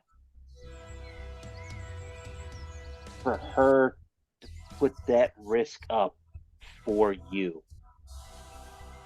Assuming that if you get an opportunity to do the right thing and be the kind of better man that she thinks that you can be, you can do that.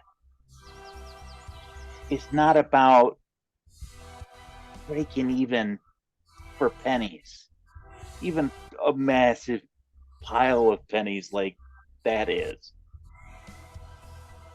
If you want to pay her back,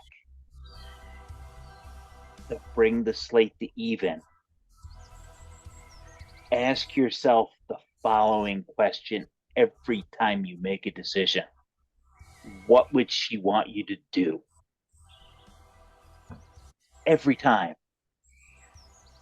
If you've had the relationship with her, you're going to know what that answer is. Regardless of what she said back there when you were talking, she still believes in you. She took a risk for you. So just ask yourself that question. Would this make her proud of you? What would she want you to do? And just follow that train. I understand that you have a life built on the next meal, the next deal. What can you beg, borrow, steal, barter, trade? And that's useful. But it's not what's driving that. That is about an entirely different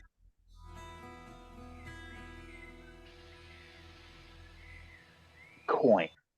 It's a different coin. To borrow Finch's thing, the coin there is faith. Not necessarily in a deity, but her faith in you and your opportunity to deliver on that. So don't worry about the gold value. Is it important? Yeah, sure. Who wouldn't think that that kind of money isn't important? But don't let it be your motivation. Let the motivation be about you becoming the man that she thinks that you can become.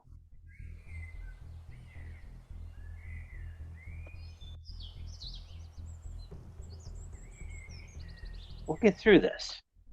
No worries. Nero just he listens to Ember and he just quietly rides along to the rest of the party's Emon. With that, we will turn ourselves to Emon. The road will not be full of dangers. It'll be a fairly easy ride back. Okay, we're headed for the Rousing Spark. As you get back to Emon, indeed, you'll watch the sun set as Emon appears in the distance. And as you enter the gates, indeed, the streets will be darker. And to the Rousing Spark. The Rousing Spark. Fantastic. You guys find yourselves at the Rousing Spark.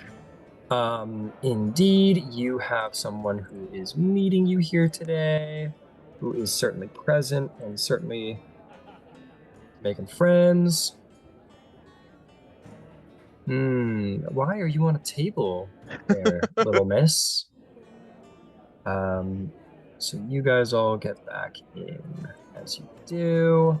She's doing a dance. I guess so. Beverly's doing a little jig, a little hobbit jig.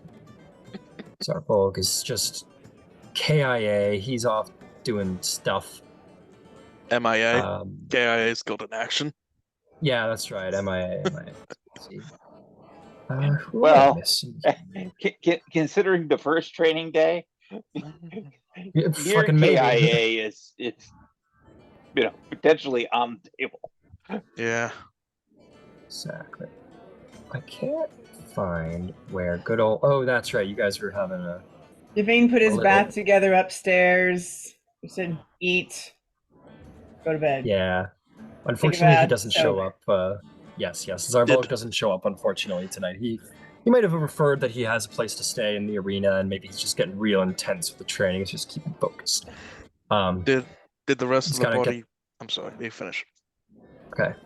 You guys get in, you open up the door, and let me just figure out what's going on around here. You guys, I think you guys referred to. She came in, made some friends. Let's see what. Okay, you see her sitting at the bar. She's sitting there with this guy that Allister's made friends with, and she's also sitting there with, I think, nah, she's busy tonight. They're just kind of sitting around. Fucking her name, Keljaya, and Keljaya's just like putting one back, and the sort of more darker skinned gentleman says, "I did not know a gnome could put so much back. It's really impressive, Allister. Where do you find these people? Me included, of course." And Allister says, "I guess it's my winning personality." And she's like, "We'll have another. These two need more." And she's just kind of making friends. And you guys could saddle up to the bar, and she'll turn around and say, "Oh, hey, how's it going? Have you, or that's not her voice at all. She says, "It's good to see you. Allow me to introduce you to my friends." Allister goes, "We've met. Keljaya, but they haven't met you, Serku." This gentleman stands up and he does like a very sort of gentlemanly bow. And he will say, "It's a pleasure to make your acquaintance. I am Shoko Marine. Perhaps you have heard of my exploits. Famous captain from the Menagerie Coast." Have you heard of his exploits? History check. It's Okay. very possible. It's very possible. Okay. By the way, did the rest of the crew hear about that little talk me and Ember had? Sure. Yes. There was no attempt to make it private, as far as I remember. History check, right? History check. 19. You have. It makes sense given your background as, I think thieves and criminals sort of idolize sort of sea adventures and pirates, exactly. You have heard of Shirku Marine. He is a very famous sailor out of the Menagerie Coast, and there's all manner of stories about this individual. What does he do? They say that he has been a hand of safety and stability for the sailors and merchants of the Menagerie Coast, but they also say that he has clashed swords, or he has also worked with the revelry and taken great scores that were thought impossible, clashed swords with the merchants of the Menagerie Coast and the pirates of the revelry, both. He has fought on both sides in defense of either sides, and he is, they say he is a man of his own code, and apparently is one of the most impressive sailors to walk Exandria. And I remember those. He was like, "No fucking way, you're that guy." Because I am indeed that guy, not to be confused with the notorious pirate, the infamous Marquesian pirate I take my name from, my great-grandfather. Tiamat's tits, man. It's amazing to meet you. I've heard so many stories. And he'll put a hand out and shake your hand, Nero, and he'll say, "It's good to see someone who keeps up with things across the water." Like I've been and still been a lot of sailors come through there. Nickel Dranis, the Menagerie Coast, it was good to me, but I am interested to see what jewels and interesting things lie on this side of the sea. I hope you find plenty, man. It's good to meet you. Nero Duskval. Maybe a name not quite as famous as you, but maybe famous one day, you know? Sure. Everyone has their chance at fame, and you are young. Well, but please introduce me to your friends. This is the elvish lady in the back. This is Yvain. Finch, tall, powerful. Looks like you could punch your head off. Finch, Answer God of the Answer God clan, and Ember here is the son of the owner of this fine establishment. Pleasure to meet you all. I'm curious, is tall and could punch your head off your first name? Yes, but I go by Finch for short. I see. Allister says, this guy's fucking name. Shirku, this is the individual I had been speaking about. You as well, Finch. He goes, fellow paladin. Yes. Bahamut and yourself? Milora, goddess of the sea, of course. Of course. Of course. Indeed. I don't want to be that paladin, but I'm curious, what oath do you swear yourself to? Oath of the Crown and yourself. Very noble, very noble. I am not such a noble individual. I swear myself to the tenets of the open sea. Freedom is my cause. That is well and just. As you know, all oaths have their tenets, and I respect them all. And I can respect one who clips to theirs, and you seem to have done quite well for yourself. All of you have. We're all well endowed. Let me buy you all around. Pull up to the bar. Thank you. Thank you. I promise I have no idea if this is the gold that I used, that I took from the revelry, or took while serving with the revelry. And he puts some on the table, and he'll have you all served some ale, some nice ale.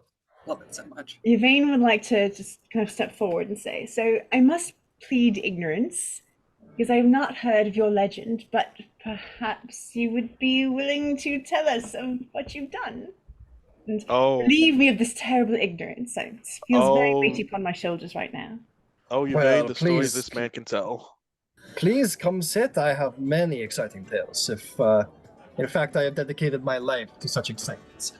Let me think. What is one I could tell you? I could tell you of the time I outran a juvenile kraken in the Searing Channel, the most dangerous waterways in all of Exandria. Or perhaps I could tell you of how I cheated the Plank King in a game of 2 cards and lived to tell the tale.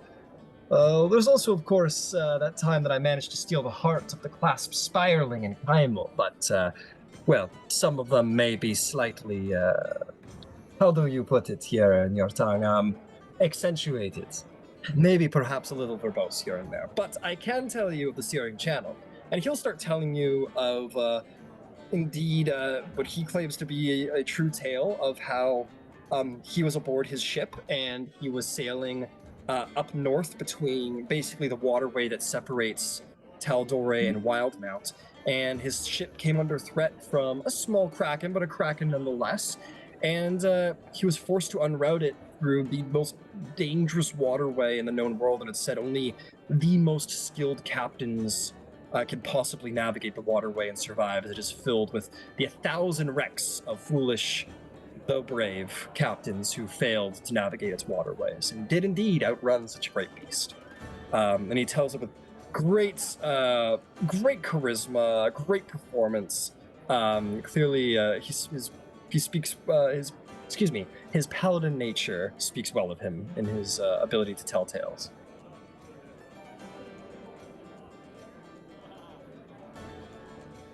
So that's that tale. I'm gonna lean over to Ember and say, do you plan on speaking with, do you want to be lead on talking up the, course. Okay, I'm gonna step out, take care of something real fast, and, Nero is going to, I can't believe he's doing this, he's gonna step up alongside Allister. All right. I think, Kalusia, whoever of which of you wants to be listening to Shirka's tales can be there, and yes, Yvain seems to be certainly there. And we'll pop back to that in a second, but not before I give you, I'll give you the handout. I'll give you his handout. Hey. Where are you, my friend? I'm sorry, what time of the day is this? It's evening time. Oh, I don't have a handout for him? What the fuck? I'll make a handout for him soon. Would this be overlapping, like, the time that I would be getting to, like, my family's estate? I would say you'd probably want to have parted ways before coming here. That makes sense. Okay. So you could have made it in time, but yeah, coming back here might have made you late if you wanted to come back here. Yeah, sure. I mean, since we had that interaction, so yeah, I'll be late. Okay, you're just gonna be a little bit late. That's fine. Fashionably so. Yep, fashionably so. Paladin Fashionably business so. and all. Yeah. Exactly. Yeah, the Shirku will say, "Well, good day to you. Could punch your head off with one hit or whatever your great and famed title is. Maybe we might speak soon. It is not every day I get to speak to an actually respectable paladin. Sounds good. It's a date then. A date it is. And you will head out. Ooh, love's in the air. No, maybe not. And Okay, I just so give Finch the. fantastic. So why don't we come back to the tavern in a second, and we'll give Finch a little time in the Dawnfather's Light. We're gonna come back to the Andegard estate as you ride through the streets to get home. My celestial warhorse. Exactly. It doesn't stand out at all. Yeah, it doesn't stand out at all, and you're like, you don't think much of it because once you get onto your estate, like all your brothers have one. They all got fine steed. You know, they all got fine steed. But yeah, so I need to get a new super cool mini for Wyatt. Or excuse me, Xander. These are all so pretty. They all look so fancy. Yeah, got my Andegards all fucked up. They keep getting away from me. With me. Okay, here we go. So yes, Antero is there. We'll put Antero at the table, so I'm keeping track of who I'm playing in this particular scene. Yes, Kingsley has decided to be present, and we also have Xander there. Wyatt is not present. I need to get new minis for Gabriel and Xander, which I'll do right now. But in the meantime, you sort of come in a little bit late. They're still sitting at table, but it's more like they're halfway, if not all the way through their meals. And you sort of come in. John's like, "Oh, welcome again, Master Finch." Yes. And good evening. And you're brought in, and what is said? Oh, here, look, there's a fucking cool mini that we could use for one of them.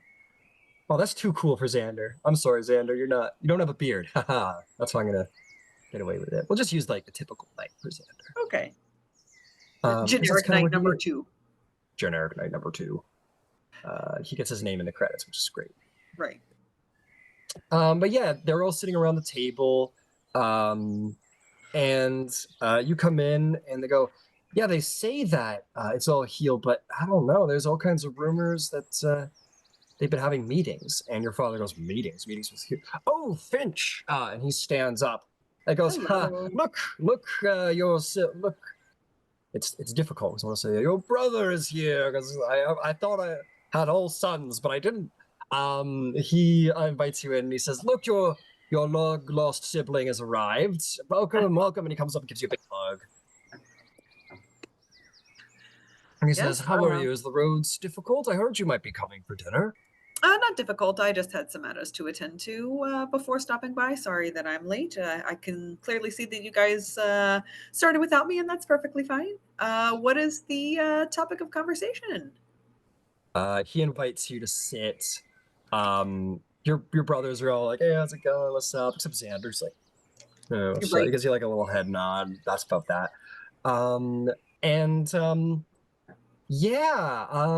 Antero will say, "Oh, I was just telling. Well, actually, that's all rubbish compared to what's the real talk around the house, Finch. You've been away. Father is getting back into the dating world." And Gabe and your father goes, "Son, please." And they immediately looks embarrassed, but all the other boys are like, "Oh, Dad, you guys immediately they start razzing your dad, and he's like, "I hate all of you." Like, he has that look of like, "I hate my sons, every single one of them," on his face. We're gonna use this old Smith guy. I don't know why, but I'm doing it. And they go, "Anyone interesting, Father?" He goes, no, and it looks very awkward about it. In fact, he's blushing, which you don't see your father do ever. And they tease him about it. And Terrell's like, Father, is your cheeks going a little red in your old age? I didn't know you had so much blood flowing in you still, huh? After all those fights.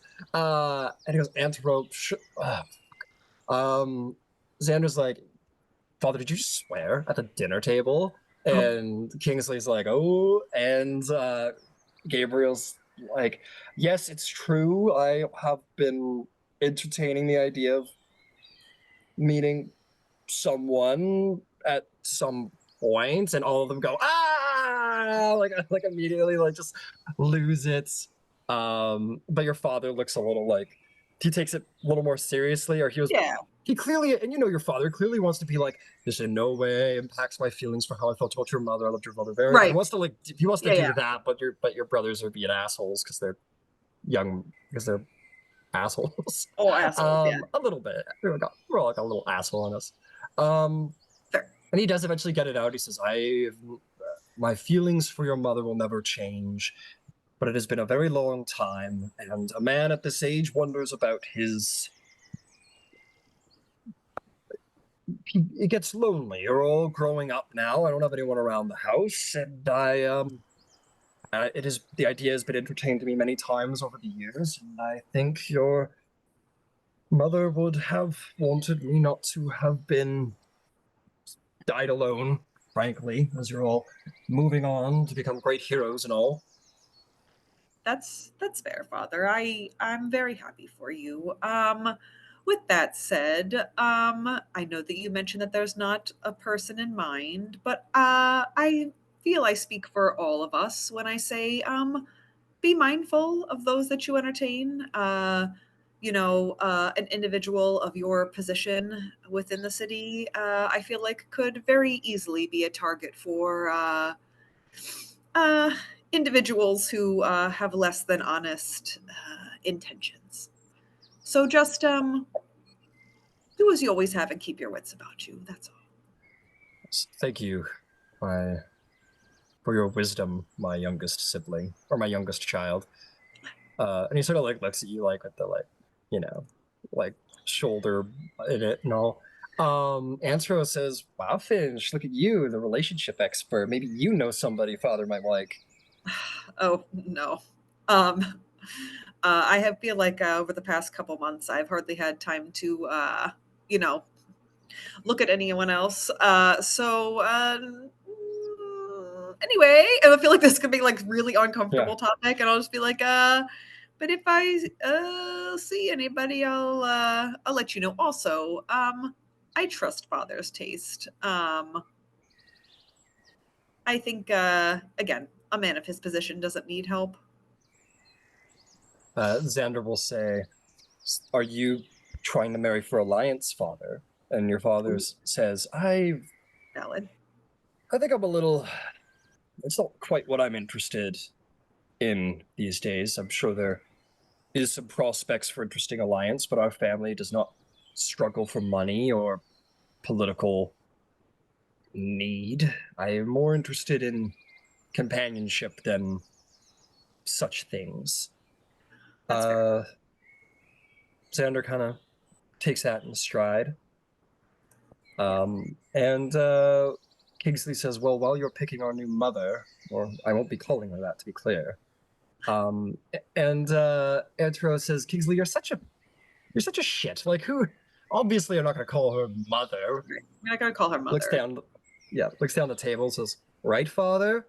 He goes, I mean, it would be nice. I'm kidding. And they'll just kind of, they're like, Dad still got a little, and, your father tries very hard to have a nice dinner with some, maybe even a hint of elegance. And perhaps for this reason of your shithead brothers always making light of conversation, he desires a little feminine touch in his life, perhaps, for that very reason. No, I get someone it. To bring a little lightness to things and absolutely. I hear that. And conversation goes. He deserves it. Yeah, he deserves. He's a good guy. And conversation goes on, and Antero eventually wheels back around to what they were originally talking about and says, "Oh, Kingsley, what were you saying?" He goes, "Oh, that's right. With my position up at the palace that Father got me, you hear about things, and Anteros says he was saying that the Ashari claim that the scar of the fire of the Cinder King has been healed. The big fire thing that the Cinder King did outside the city, they claim that it's been all healed. But apparently, according to Kingsley, the rumor is around the palace that this Fire Ashari representative has been meeting with members of the Arcane Panisophical for some reason. Maybe they're lying about it. Who knows? Yeah, who knows? That is very interesting information indeed. Your father says, but with Bahamut's protection, I am sure Emon will not come under any such dangers yet again. To which Antero will respond. He'll say, is that what you think? I mean, the rumor is that the Master of Defense wants to knock down the defensive walls of the city because of class separation. I mean, hey, I feel as bad about it as the next guy, but like, we got attacked and we got our asses kicked, but it seems like we're just demilitarizing even more. In the name of the Platinum Dragon, shouldn't we be militarizing to protect ourselves with the Iron Authority in the south and everything? And your father says, Edro, you have enough influence with the Temple of Bahamut that if you want to raise such a cause, you can do so yourself. I have my job at delegation, and you can certainly have your voice amongst the temple. The Top 4 is a devout of the Platinum Dragon. If you have something to say, use your power that you have politically. He goes, I'm not a politician. I don't know. I just have big feelings sometimes. I'm a paladin after all. Kingsley kind of looks at you, Finch's Antero's going on, and kind of gives you the gesture at Xander. Or like, not even the gesture, just kind of like trying to like quietly be like, what's going? You know what I mean? Yeah. So and I'll turn to Xander and try and because we're all like in conversation.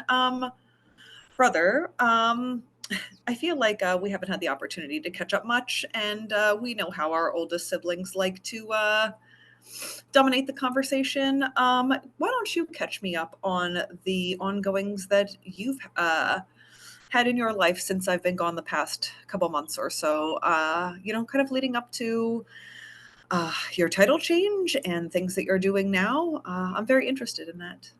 Care to share? Make me a persuasion check to see how positively you come off and how positively he's going to be back to you, perhaps. Okay. 16 plus 5, 21.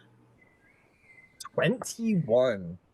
The conversation goes fairly quiet, even with Antero and your father. As you know, everyone knows there's this tension between you and Xander, or at least between Xander toward you. And they definitely are like pretending they don't know it and letting it. They're like, oh, we're definitely not shutting up to let you guys sort your shit out. But they decided to quietly like let that conversation progress, almost uncharacteristically of your oldest, most loudest brother. And Xander kind of, well, yeah, I made Paladin, which was great. We had a little party here, and a little party. I find that hard to believe. I'm sure it was a big party.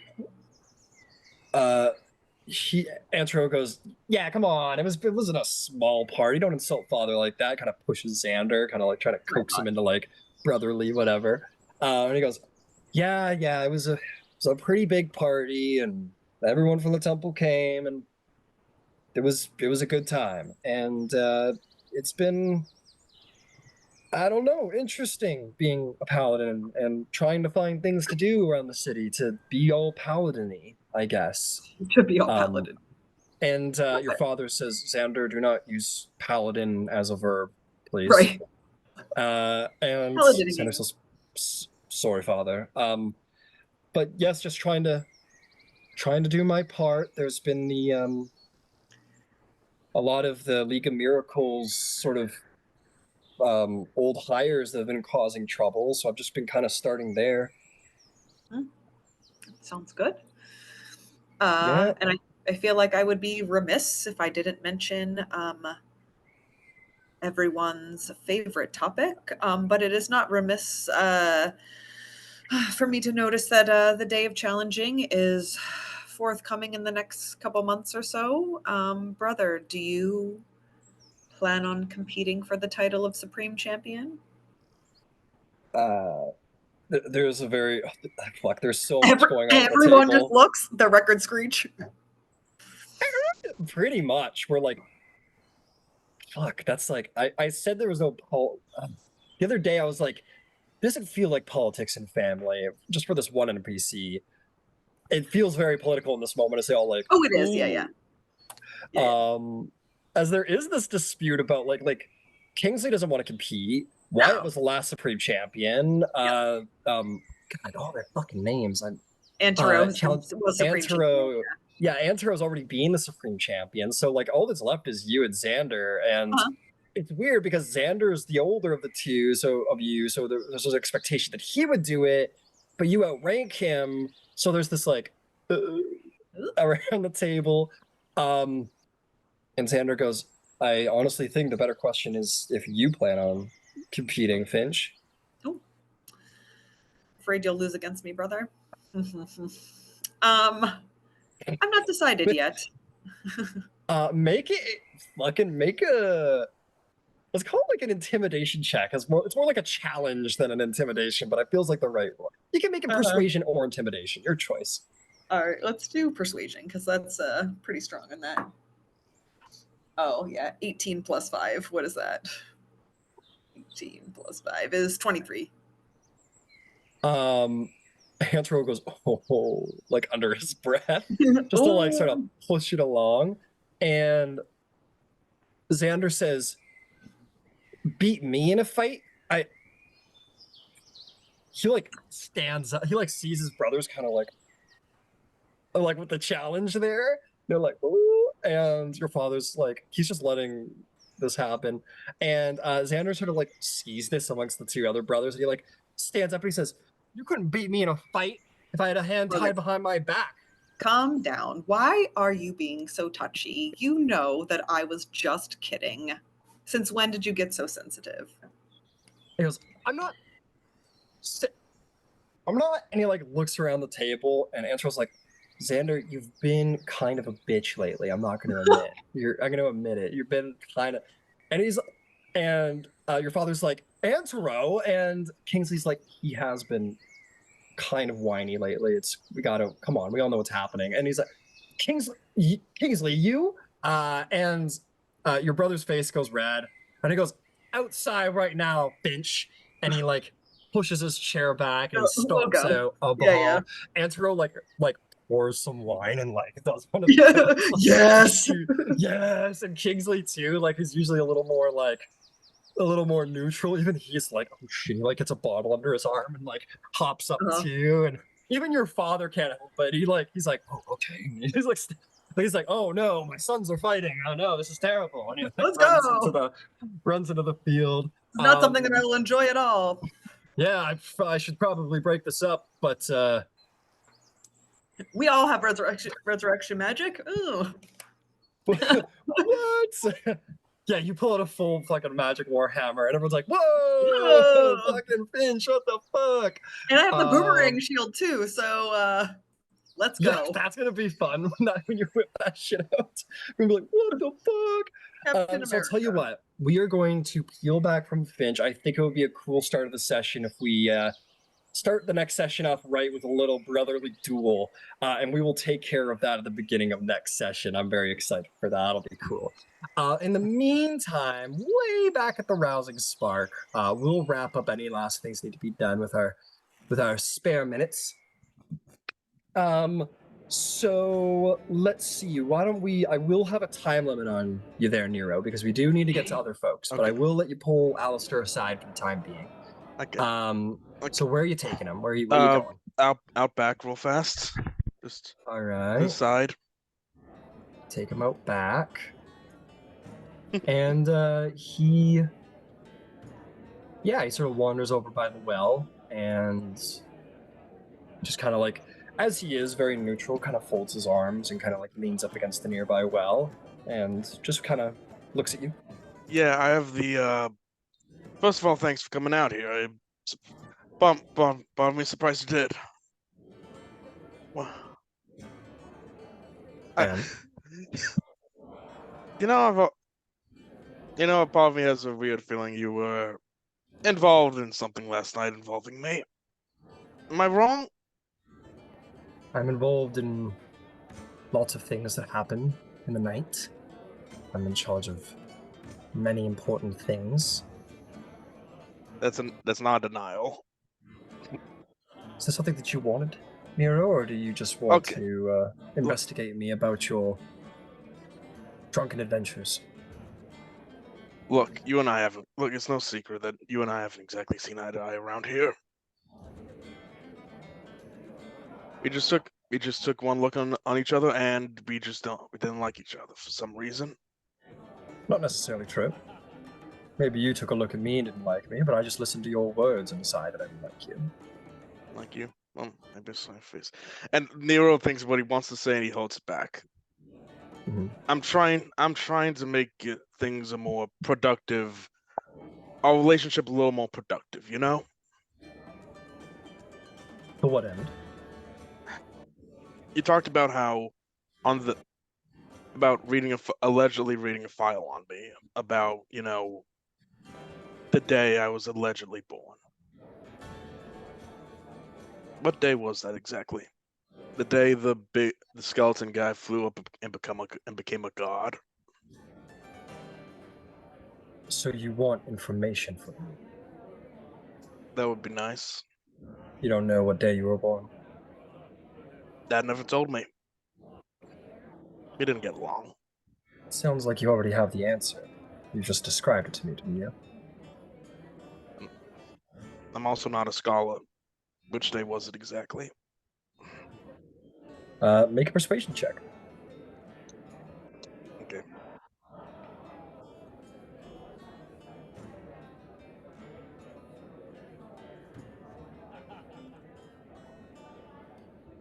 $14. 14. He says, the day of Vecna's ascension is the day you were born. And that's all? Yes, as far as I know, that was the only day you were born that I'm aware of. I meant the exact date, but you can figure it out later. Says, no, I don't have that piece of information on my mind at all times. Okay. Maybe on the Lyceum, I guess. Well, there was one other thing, Allister. All this talk of ascension and everything. Coming up, it's your goddess's ascension. Am I wrong? The day of ascension is drawing near, yes? From what I recall about it, it's a day about celebrating the dead. Am I mistaken? Something like that. Celebrating the Raven Queen, what she represents. Is it easier for the dead to hear what you might be saying to them on that particular day? You mean to speak with the dead? And I assume you mean in prayer, or do you mean to perform some necromantic ritual? To your shock, Allister, not necromancy. Just trying to send a message, lack of a better term. The truth is, I lost some friends out back east. Not too long ago. I was wondering if maybe I could try and communicate or pay tributes or something like that. Well, if you're trying to get into religion, you could pray for their soul. But I suspect you and your friends were not the godly types. In fact, I suspect that they were quite criminal in life, yes? Well, they steal, kill. We were good at solving problems people didn't like talking about. Okay. I'm just trying to decide what hell they probably ended up in. Hold your fucking tongue. I'm just saying, you're asking How- for information. Thieves, cut purses, people who generally looked out for themselves rather than others, didn't abide by much of a code, just took for themselves. I'm suspecting perhaps the Abyss, maybe? Where demons dwell? He decks him in the fucking face. Okay, make an attack roll.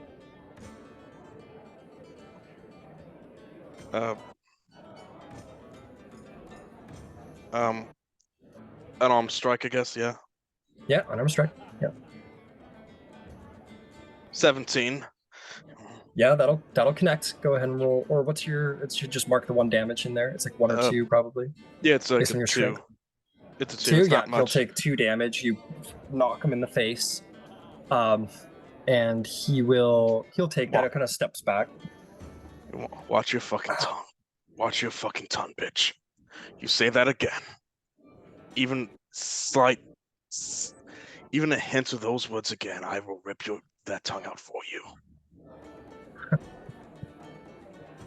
You mean to kill, attack, the leader of the Clarid Order, blood hunters who hunt dark mages? I mean to fuck up a rankety bitch who doesn't know how to respect the fucking dead. Which last time I heard was supposed to be your fucking job description. Speak the truth is not disrespecting the dead. You and your friends were brutes, thieves, yes? So? Did you ever do a good thing for anyone besides yourselves? My friends fucking died for me. Perhaps there's some solace in that. But it is not ill speaking of the dead to look at their worldly deeds and know that they're in a shittier place. I spit in his be mad fucking about it face and as I you- storm off. He's going to cast a little spell on you. Make me a wisdom saving throw. This was not my intention as when I started this. I know, he's instigating. Wisdom saving throw.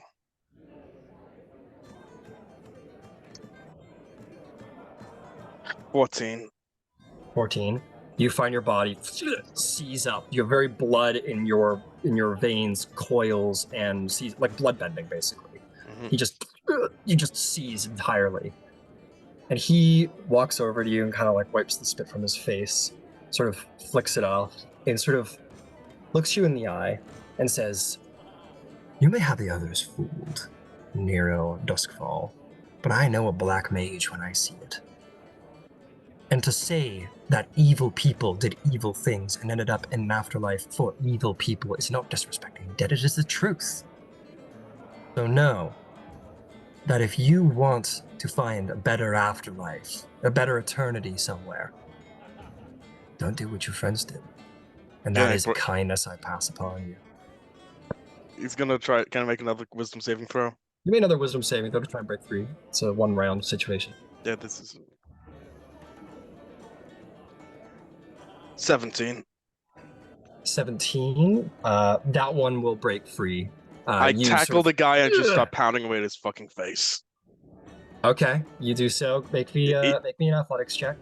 Okay, athletics. This was not my intention when I started this. I know, that's fine. He's instigating. He's poking 13. you. 13. He rolls a natural 18. You sort of leap at him and he kind of gets out of the way and you like skid past him. And he'll kind of, what's he gonna do?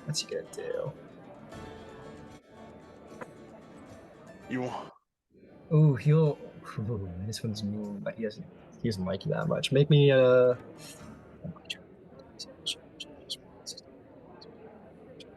Yep, wisdom saving throw. Okay. 7. He is going to utilize channel divinity, call down the power of the Raven Queen to make you his blood puppet. This is hold person on drugs. So at first it was like a hold magical person. This is true like fucking bloodbending. You're not paralyzed. You are under his thrall, under his command. You are charmed by him, And he can command you to do what he pleases in this moment. And he's going to sort of twist his hand, and you're going to like drop to your knees and fall in the horse shit and mud. And he is going to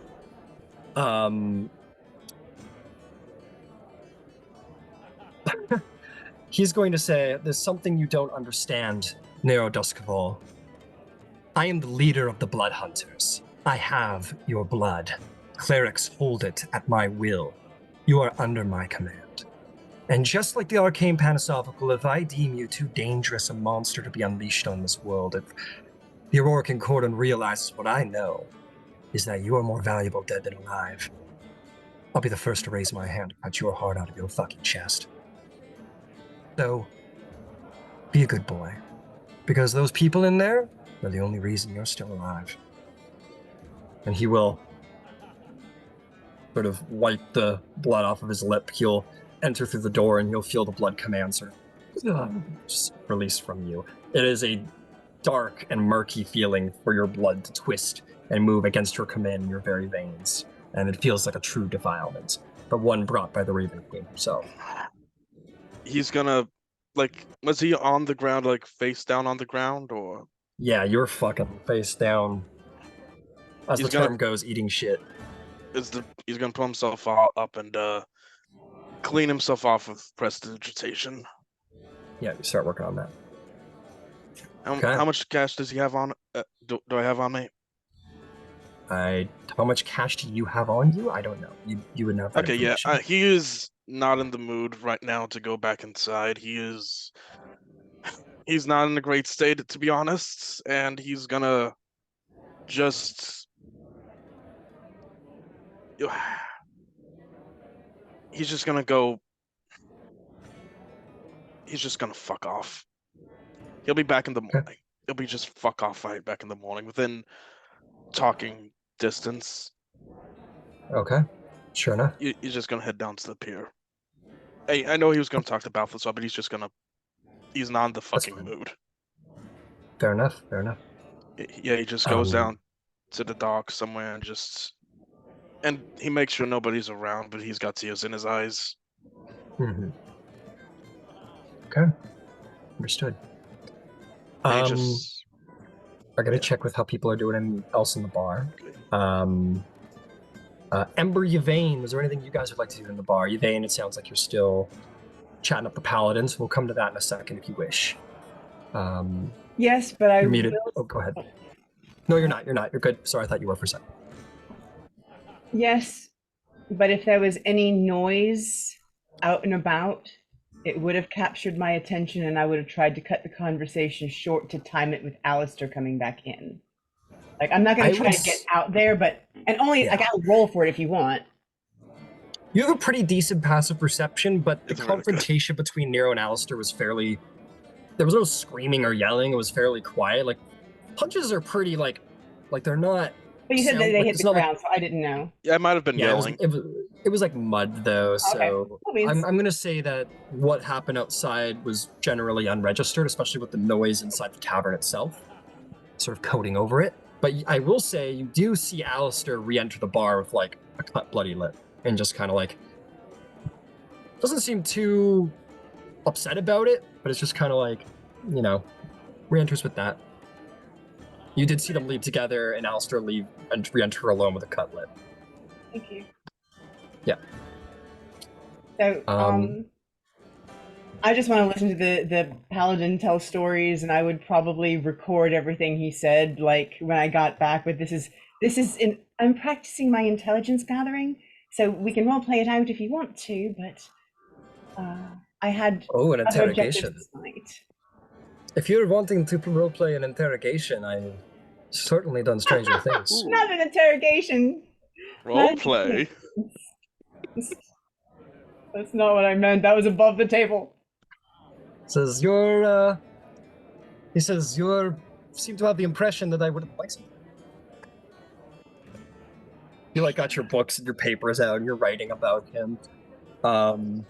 And he's just a huge flirt. He's a fucking pirate. He's Like, I'm a librarian. What do you want from me? You have interesting stories. You think I'm not going to write them down? It's amazing. There is nothing more charming than a man who's actually lived his life in the world, I would say. So, a man's tales speak for himself.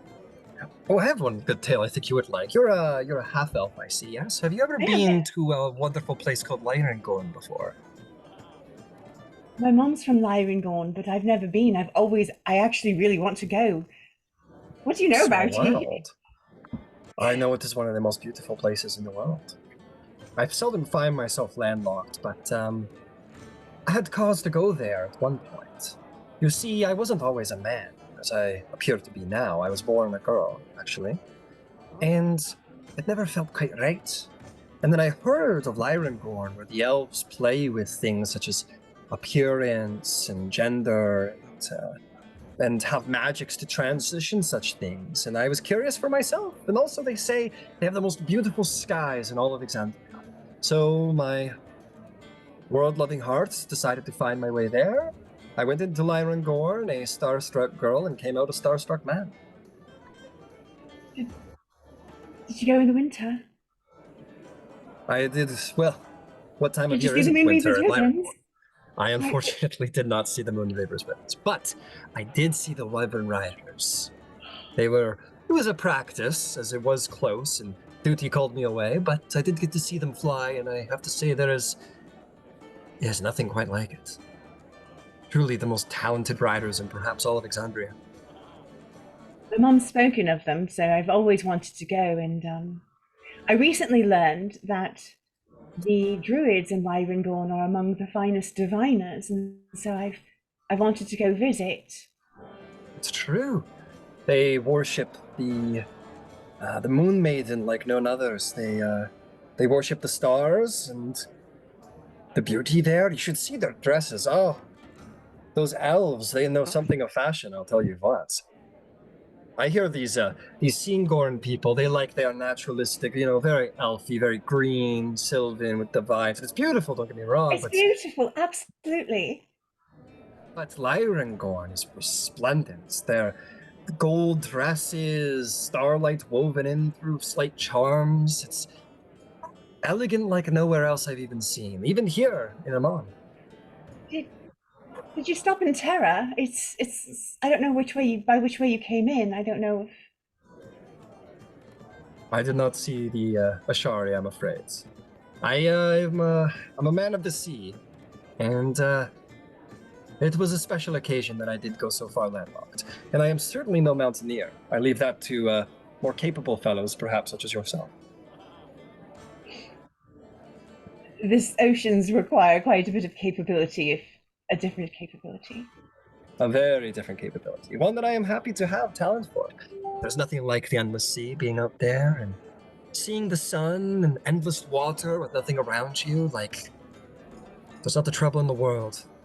It's what I live for. It's why so many men and women, I think, fall in love with the sea. With Melora's embrace, there's nothing like it. I can appreciate that. Who knows? Perhaps if you and your friends have cause to be aboard the ship, I might show you something of the sea. It would be the finest captain in all of Exandria. Who knows what adventures lie out in the islands? Well, I don't know when I'll be able to arrange it, but I'm trying to talk my friends into a trip to Pyra. Unfortunately, my reason for wanting to go isn't... well, all right, it's a good cover, but it's potentially entirely frivolous. Ah, those airships are so expensive. Sail the waters.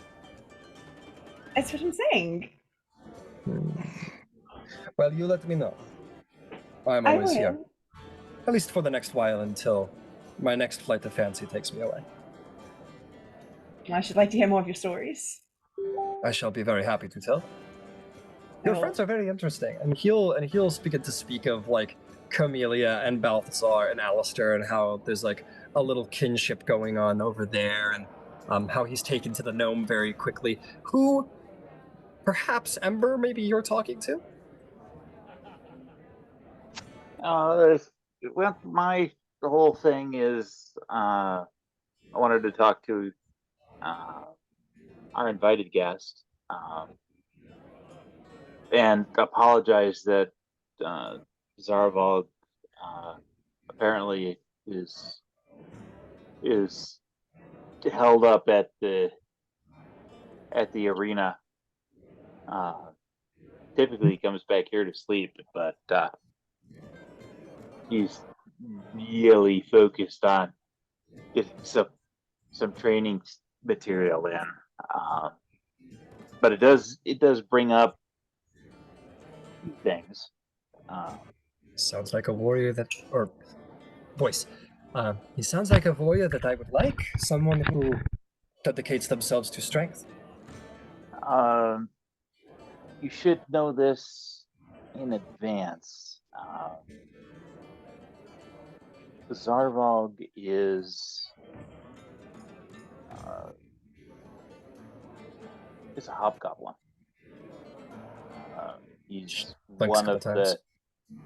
He's one of the disenfranchised. His parents tried to get him out of that situation when he was very young, and there is I'm sure you're aware, there's a thriving trade in bodies, regardless of race or gender. Games the West. Tal'Dorei says, I know of these trades very well. I have lost many friends to their... Well, Zarvolg was enslaved, but eventually managed to escape and has been very dedicated to getting himself skilled and strong enough to amend that particular situation. But given the bulk of the makeup for the Iron Authority, I thought it would be important to let you know, so once you two do meet, it doesn't come as a surprise.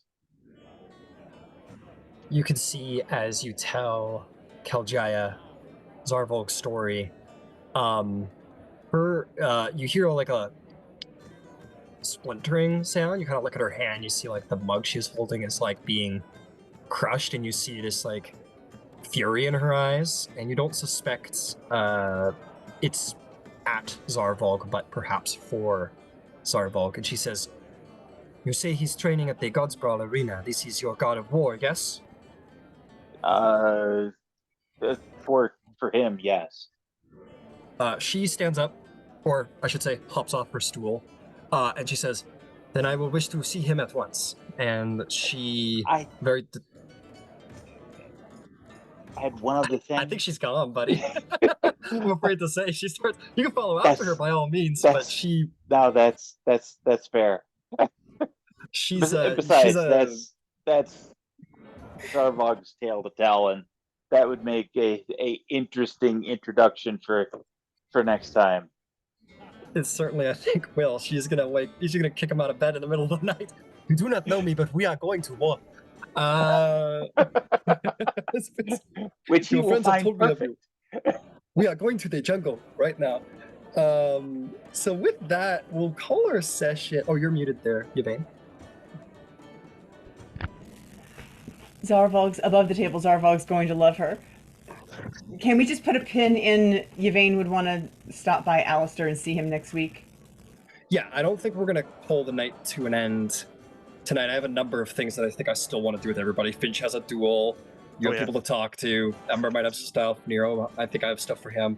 The last thing I want to say for Finch, because I don't want to forget if you're around, Finch, just to end off the session. Mm. Yes. Yes. I'm here. Oh, okay, no problem. Your brother has turned up a little work for you. Oh, yeah. And I want to just give that to you very quickly before we wrap up so I don't forget. He tells you that he doesn't have anything concrete. He says, I don't have anything concrete, but there's a rumor around the guard that they say that there's like lizards or something underneath the streets in the sewers. Oh, In every year or so, as you probably know, some fire elementals pop up in Emon, and some people think it Yes. might be some of those, but there's a lot of rumors going around the guard and probably the regular population that there are creatures stalking around the sewers under Emon's taverns. It's largely been ignored. We don't want to risk the guard going into the sewers if that's the case without a proper evidence of anything, but that's perfect adventuring work if you're interested. yes, I am interested. Let me talk to some of my compatriots, and I will get back to you. All right. The last thing I'll warn you, and I don't have his name, but the reason why I bring it to you now, why it's of concern, is because some investigator in the city, again, it's total possible gossip, but an investigator in the city, I don't know their name, need to look into it, apparently recovered what they claim to be is a large leathery red egg. Could be total gossip, could be total rumors. Okay. But claims that they found something like that in the tunnels. Yeah. So we'll check it out. if you find something down there that's dangerous and you deal with it, I have no doubt that you're going to get some celebration that you're looking for, and maybe even some money for Sure. helping out the city. So worth looking into. Yeah, sounds good. Okay, now fight, and then Right. and then you guys can go off and fight. have your duel. But yes, we will end the session there. I think we have a cool number of little not loose ends, but cool little story paths to follow for next session. Very interesting stuff. I can't wait. Thanks, guys. Have a good night. Good work. Have a good night. Night, Take everyone. care.